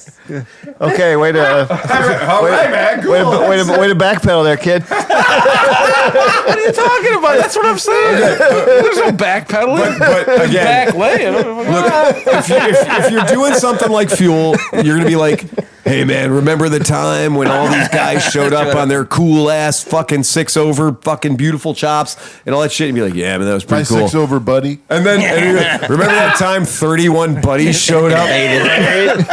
31 plastic scooters showed up talking about how hard they were, and they're part of a 24-hour race. And this is a stop. I think to signify that they're all in the ride, we should have like a dildo that they got to stick on their helmet. just to make sure. Do you think that you're going to need to make people that are voluntarily participating in Sell that at all. It'll be like the yellow jersey of the Iron Buddy. Oh yeah, Iron Buddy, for fuck's sake? You'd be like, oh no, we gotta queer this up a little more. You're showing up on a fucking 10-inch moped, 125 cc's, right? Wait, you're the Bourbon Fairy? I'm sorry. We know where you guys are from. You're in the moped grand touring class. No, let's turn it up. It's not fucking odd enough yet. It is the anti-fuel. Yeah. And I'm not saying it should be, because I love fuel, and that's a brilliant goddamn thing. But seriously, if I showed up for registration for fuel, and I said, I got a custom motorcycle I'd like to enter in your event, because, I've been coming here for 20 years, and you guys all know me, and that's great. Cool. What did you build? What do you got in? Oh, I have got a custom I've been working on for about 10 years. It's chopped. And I'm telling you, we've done everything to it. It's chopped. It's 6 over. But it's a little bit of a different take. We're running a belt drive. So just so you know, it's belt drive. So that's I cool. realize my Yep. chopper is not based Air off cooled. It's been lowered. It's been lowered. Hundreds. Been lowered. It's been lowered. It's got all the racks. It's got all the racks and luggage you can put on it. Performance exhaust. Exactly. Unconventional stance. Could you finally unconventional stance? Boy, ain't it ever. When somebody finally goes, just get to the fucking monkey. What do you got? Oh, it's a buddy. Get the fuck out of here, you dipshit. It's pink. Right, it's a pink buddy. Well, parts of it are pink. It's pink on the inside. They're all pink on the inside. Yeah. We sprayed the outside black to make it interesting. No, every custom build has to have its own name too. You can just tell them, I call it the Buddy. The Buddy L. And yeah. Why you got to call it the Buddy L, because every asshole who's doesn't know what a buddy is comes to my shop and goes, yeah, I'm looking for one of them Buddy L's. What does the L come? Buddy L's a toy company. Buddy L's a toy company that when these guys were 8 years old, Oh yeah. It was like Tonka Truck's grandfather. it was low rent Tonka trucks. Yeah, okay, I got you now. It was low rent Tonka. It wasn't like Nilint or whatever. It was low rent Tonka. But anyway, yeah, they all come in. You got one of them Buddy L's? And I'm like, yeah, just fucking, how'd you fuck that up? It was one word. It was one goddamn word. And you had to throw an extra letter and pluralize it. You can't have anything nice. You can't have anything easy for people. And so you're like, okay, here's a Buddy L. There's a Buddy L. It's right here. Is there a Buddy A? Bidet? It's the Buddy LS. It's the Buddy LS. the same people that say I'm going to be going to Aldi's. Well, yeah. We can't stop that. It's Ohio. It's fucking I call it Ohio. Aldous. You cannot stop that. Yeah. So, but yes. So I think that Tom's idea of making us invade fuel. Yeah, that's a good idea. And I mean, it's just straight up everybody's makes literally sense. been Mid Ohio is the same time as fuel. Are you telling me there's no S on the end of Audi? It's possessive. It's Aldi Sud. Aldi Sud. 5,000. So I think that's that's a great idea. And everybody wants there to be a land war, Right. between fuel and Mid Ohio. I was disappointed, to be honest. I was kind of bummed, man. There was no reason to have a fight. right. There's no fight. But if you can bring the two of them together. They used to have Wasion and Mid Ohio on the same weekend out of spite. Yeah. Out of Will Stoner, right? And the they went out BMW of- National Convention was the same weekend often too. Yeah. Sometimes they'd all three hit on the same And weekend. you got to be like, guys, get your shit together, man. Like you got Google Calendar. Yeah. Just straight up, figure this shit out, right? And if you're fuel, and you're like, we're fuel. We've been doing this for 13 years or whatever, and you got it, and it's cool, and that's great. You have to acknowledge that Mid Ohio is a religion, Right. to so many people. But you know what I think? So from what they posted, they held out. They were waiting for Mid Ohio to drop their dates, and then their call time for their spot.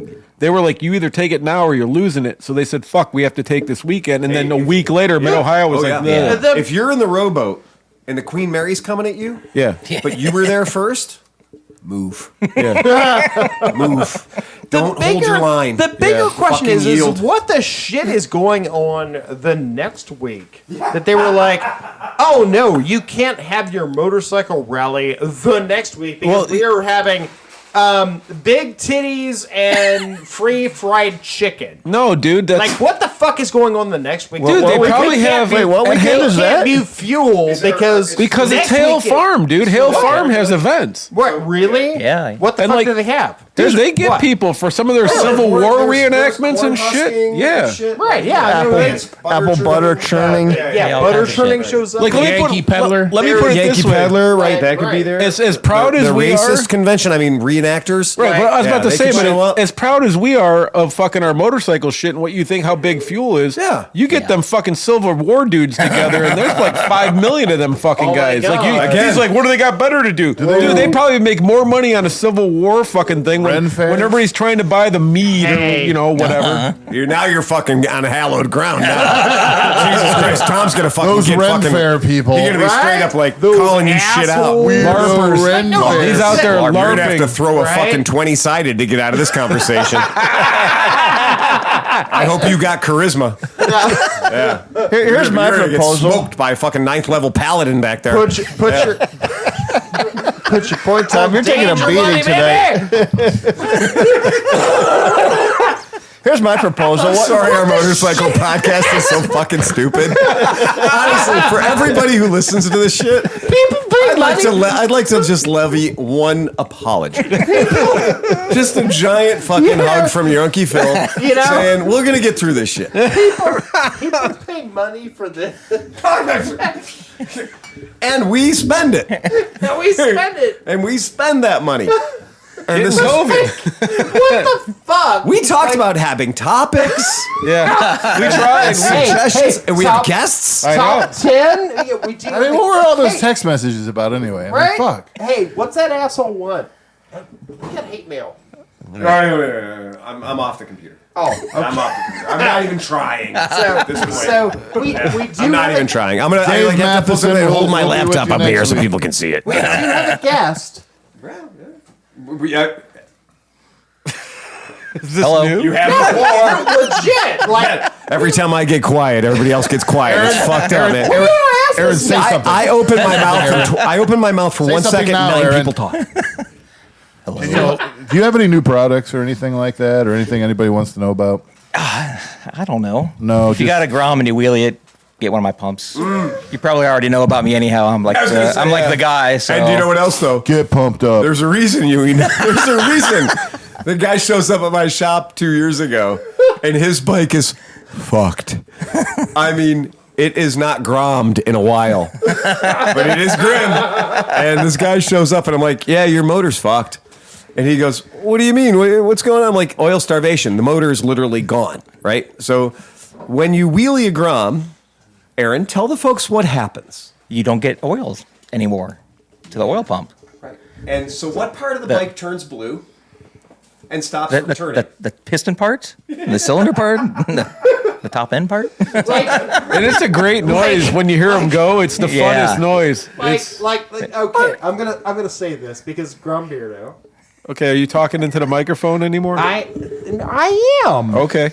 How can you hear me? Yeah, now we can. Okay, I'm inside.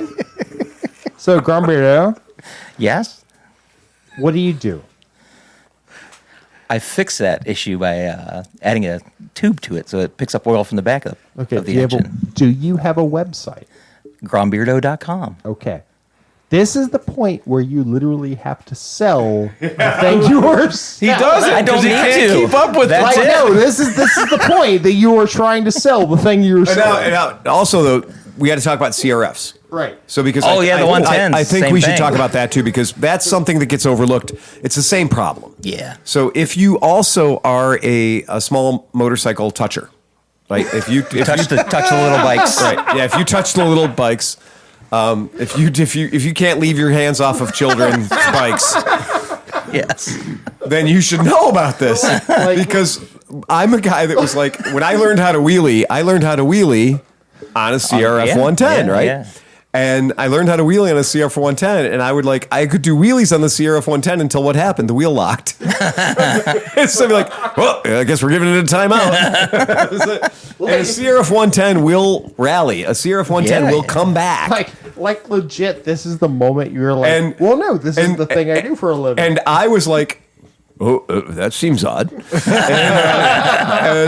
I did. And I'm going to say I quenched that bike and let it have some time. And what I did was I heat hardened that motor so that all the flexible parts were no longer flexible. They're quite brittle. Yeah. And that particular machine, I was like, because, I wouldn't pay more than $250 for a CRF 110 that somebody had already destroyed. Yeah. Right? And somehow just, you're like, oh, ouch. Right? And I never even thought for a second, I will admit, I thought about putting more oil in it. Yeah. They try that. A lot. Yeah. And that wasn't the solution. That bought you a little more time, but it didn't make the seizure stop. Yeah. Doesn't make the problem go away. Right. It didn't make the problem go away. And I honestly, the idea for me, and no part of my brain, and I'm going to tell you, I've been working on motorcycles as a small child, no part of my brain ever said, you know what I should do is I should get oil from the further back part of the motor, which is exactly what you did. Yeah. Right. Brilliant. Mm-hmm. Should have been Honda figured that out. Yeah, you'd think. Because I'm just guessing, and I don't have the right people here. We know people at Sills and stuff like that. Yeah. I'm going to bet that if we had a Honda dealer here, that a Honda dealer might say, well, a lot of people have tried to do warranty claims on Groms and CRFs for the bike was only 3 weeks old and the motor seized hard. Maybe after the, 4,000th one of those, Honda might have went, we could draw the oil from further back in the motor, just in the crankcase. So it does seem like that would be pretty obvious idea, but I'm glad you did it. Yeah. And I'm glad you made it affordable. Yeah. Because that's a big deal too. Yeah. I'll have some whatever Tom's having. Have some of this. Is pretty good. So Aaron, let's get this straight. A Honda Grom, as designed by the Honda Motorcycle Company, riding on two wheels down the road as intended, is a fine design. Beautiful correct? machine. It's fine. You put the front wheel in the air, which also puts the engine at a different angle. Yeah, It's now entirely. sucking air. Instead The of pump oil. is cavitating instead of sucking oil. And you've developed a solution so that it picks up the oil from where the oil actually is in the motor Yep, and puts it to where it needs to be. at the new angle. Yeah. Well, the thing is, too, you're not just popping a quick little wheelie. These guys are holding them. They're hanging out on the back. They're just, You have to Jump around understand, on the John, seat. if I have a really long straw, I can have your milkshake too. good luck, motherfucker. So what I think is hilarious about this, and this is just purely anecdotal for the fuck of it. Many, many years ago, this company called Aprilia had designed a V-twin powered super motard. Yeah, I had one. Okay. 3 of them, actually. And, okay. And so we're out in Palm Springs, California. It gets warm there. Yeah. A bit toasty. Really? It's in the desert, isn't it? Couldn't put my hand on the windshield from inside the car with the air conditioning on. Hot. And so we went out, we're test riding Aprilias in the mountains because up at the higher elevations it's cold and they have a tram and it's all kind of cool shit. But you got to be up at higher elevations, otherwise your face will melt off. And so we're like, we're going to test ride all the new Aprilias. It's going to be cool. When we do all that, it's great. We come back and Aprilia goes, hey guys, we got a special treat for you. We got these 4 guys who are the world's greatest backyard stunt wheelie pullers. And we've given them all the Aprilia SVX. Yeah. The Yep. SVX 550s. Yep. And we've given these guys the SVX and we've roped off this section of the parking lot and we're going to let them do what they do best. And that is burn tires and do wheelies. And these guys were like, on brand new motorcycles that we don't own. And they just went, fuck yeah. And I mean, these guys, they got these guys from jail. I don't know where they got these guys from, but they got these guys from like the motorcycle sex crimes unit. And they brought these dudes out and they did exactly what they do. They did wheelies into stoppies and smoky tire rolly burnouts until each and every motor went bang. Really? And when they blew up the first 4, they rolled out 4 more.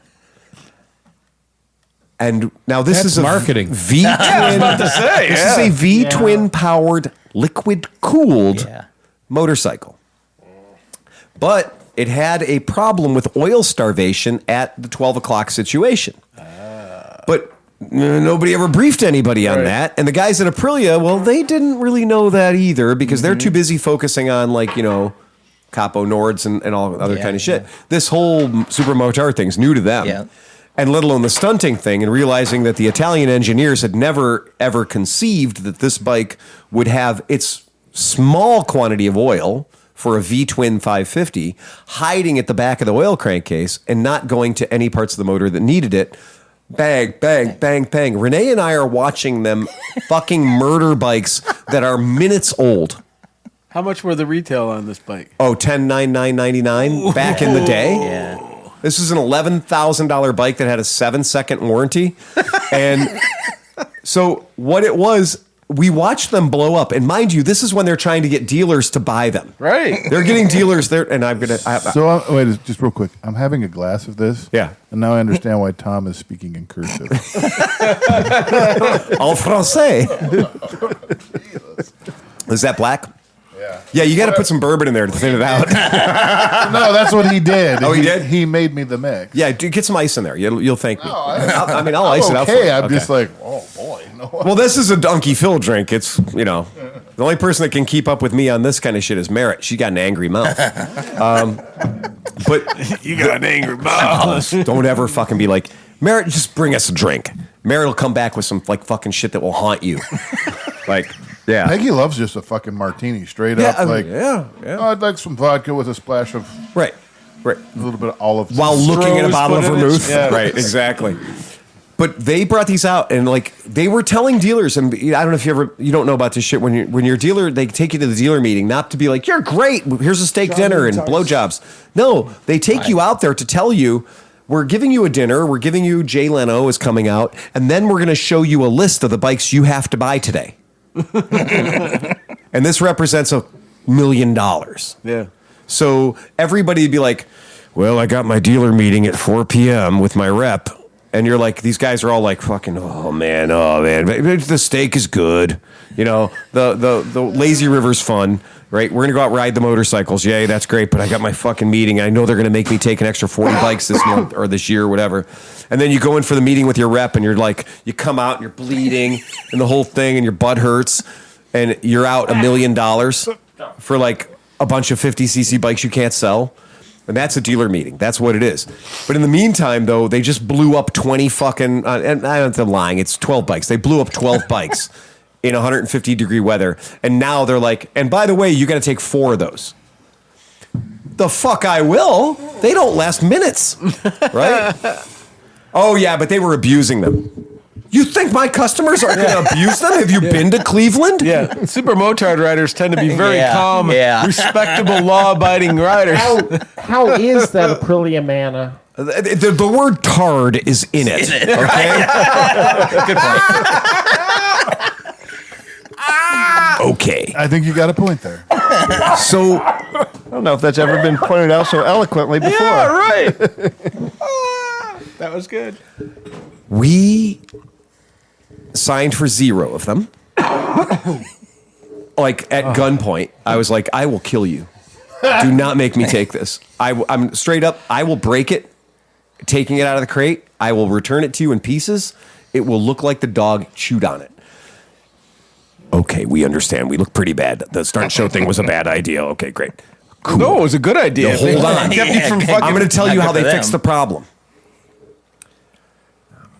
Okay, guys, we may have oversold this. So here's the deal. We're going to sell these bikes for $10,000. But when you buy one, you're going to get the bike you paid for with a title and an extra free bike That we just blew up. with no title A broken one. that we just rebuilt the motor in, but we're not willing to give it a warranty because we're not so sure how good we are at rebuilding these motors. And because Unky Phil has a phrase that which the factory hath assembled, let no man ever disassemble ever again. Because you're like, I build motors, I'm good at it. Yeah, good. The motor that blew up, the parts that you didn't replace, which are half of them, are at a different stretch and tolerance and everything else to the new parts you're putting on. Right. People know about that. It's metallurgy. So that when you put a motor together, you got to heat cycle it a whole bunch of times and then retighten everything down and pray and sacrifice a chicken and never drive the bike hard again and sell it fast. Okay? And that's a good motor rebuild. Or just get a crate motor. Yeah. Or call Piranha, right? Call Jack and he'll send you a motor. Now, here's the trick. All these guys were like, hey man, I can get Aprilia SVX 550. Buy one, get one free. And the other one doesn't have a title. But I know a guy. And I can have two of them with titles. And I can go out and be cool and everything else. And I'm like, you don't have enough motors. No, it's going to be great. No, it's not going to be great. Every single dude in Cleveland that brought one to my shop with holes in it and shit, like just straight up fucked. And I was like, yeah, that's that. Yeah, but they were 2 for 1. And I'm like, yeah. And how much fun was that? For like an hour. They had a lifespan of minutes. I do not understand how a company as big as Aprilia could make it all the way through R&D, get all the way to production, put together a sweetheart of a guy. They're fun as fuck. You had one. Yeah. I've ridden customers' bikes. It's a DRZ on meth crack fentanyl fucking God. It's so much fun. Oh, fentanyl, that would be no. That would Dude, it is a DRZ with torque. It met Walter Everywhere. White. It was a DRZ with torque everywhere. It was a DRZ that could run 85 miles an hour and just be like, huh. But if you did a wheelie or you did anything silly and fun and exciting, it would just... And then then you'd had to find out what the parts from Aprilia would cost. Because the warranty on this bike was 7 seconds. Right. Like the thing said, like, no warranty expressed or implied. This is for competition use only. And people were like, did you know that piston and conrod and crank is like $1,138? And I'm like, yeah, I know. I was Googling that shit when I was watching guys burn them down on the track every 9 minutes. Yeah, I knew they were. I was high-fiving the guy next to me saying, there's another $1,300 crank. We figured that shit out right quick in a hurry. To this day, we have one guy in Cleveland that has one of those bikes, and he drives it like it's made of glass. Yeah. He's not fucking around. He's like hourly oil changes. Yeah. Wow. He's straight up. But, hey, I've never met its equal that didn't say Ducati on the side. Yeah. That's all there is to it, man. If you bought one, or it's your dream bike, sorry, dude. Did you see that Ducati is starting to build dirt bikes, like motocross bikes? Why not? I mean, they look pretty fun. Fantastic. At this point, Triumphs in the game. if Frigid Air made a dirt bike, I wouldn't be shocked at all. Sure, it was built by Chemco, but Yeah, exactly. Right. At this point, it's probably a luncheon, honestly. I talked to Chris. Right. It's probably a luncheon. Interestingly enough, they're using the Desmo drivetrain, valve train, Oh, too. yeah. Good, because Desmondronic look, if you can 450. push and pull at the same time, you should. Yeah. And they're saying you can hit extreme RPM with them. Yeah, because there's no For such, 7 seconds. I was going to say there's absolutely no such thing as floating a valve when you're pushing it open and pushing it closed. And not floating valves is great if you're bouncing off the rev limiter all the time. That's really a cool thing. But man, look, man. The only thing that ever scares me ever is a Ducati service invoice. Because they're going to figure out a way to make those little plastic clips that hold the panels on have the word Ducati on them. Yeah. And you're going to have to pay a fucking luxury tax Well, on you that remember shit. our Like, buddy Mark? I still talk to Mark quite a bit. Yeah. That he went to Texas to be a Ducati tech at the world's largest Ducati, thing. Oh, yeah, we know AF1 Racing. Yeah. Oh yeah. We know those guys by name. so if you put the Before or penis- after they went to jail.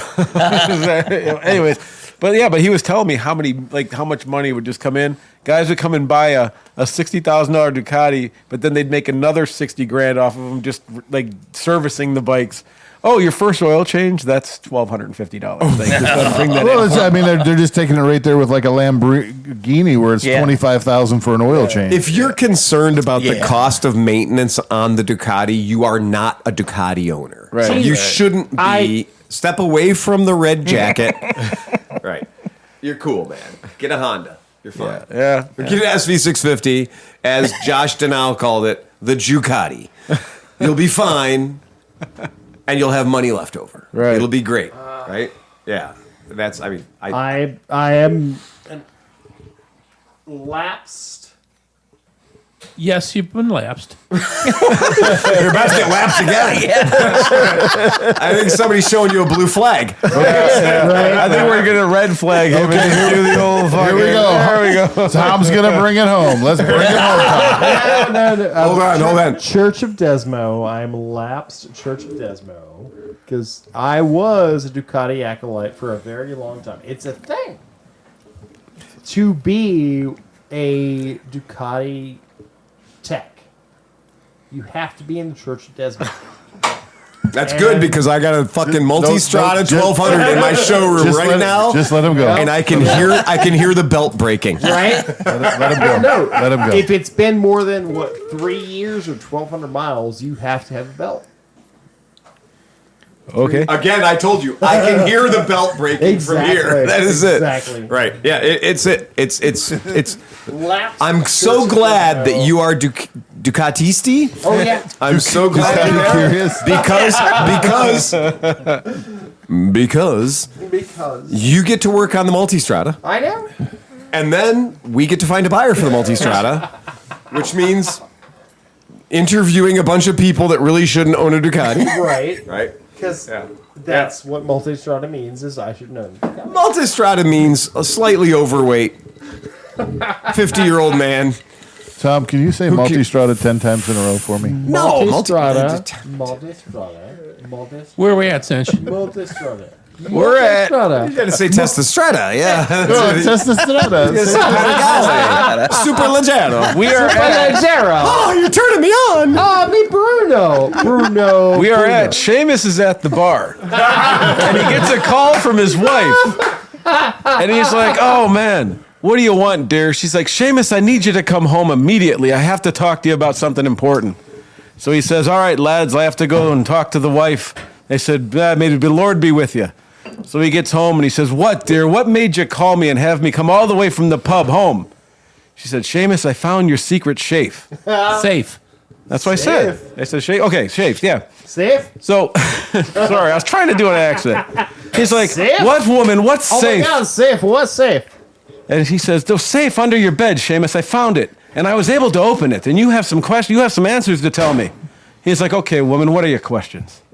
She's like, "Well, I found $40,000, Seamus, and 3 eggs. 3 eggs were in the safe. Can you explain yourself?" He said, "Well, let me tell you about the eggs." He's like, I regret to tell you this, but every time I lay with another woman in town, I put an egg in the safe." She goes, "Seamus, but after 45 years, I guess the 3 eggs aren't that bad. I guess I can forgive you for that. Now tell me, what are the $40,000? He's like, "Well, woman, every time I get a dozen eggs, I sell them for $5. So, depending on the level of Patreon you're at, Married for 45 years. That's the part of the thing. Like, I've been married for 20 years. Yeah. He's married for 45 years. Yeah, but dude, 12 divided 5. I think it's It's like the desolation of Smaug. Chris, you've been married for a long time. How many years have you been married, Chris? 37. 37 years. I just realized I've been married for I can top 23 him. years. How many years have you been married? 40 this year. 40? He's basically Seamus. Fucking Seamus is sitting right here. oh, for fuck's sakes. For fuck's sake. He's got a dozen eggs in his pocket. Rolling up on $5 the long way. Fucking So- A, man. So, Mickey, You said you're divorcing Minnie because she's really silly. No, I said she's fucking goofy. That wins. That is a good out. I like it. Saved. Oh boy! I approve of that joke. John, play us out here, baby. Ride fast, take chances. Episode 454.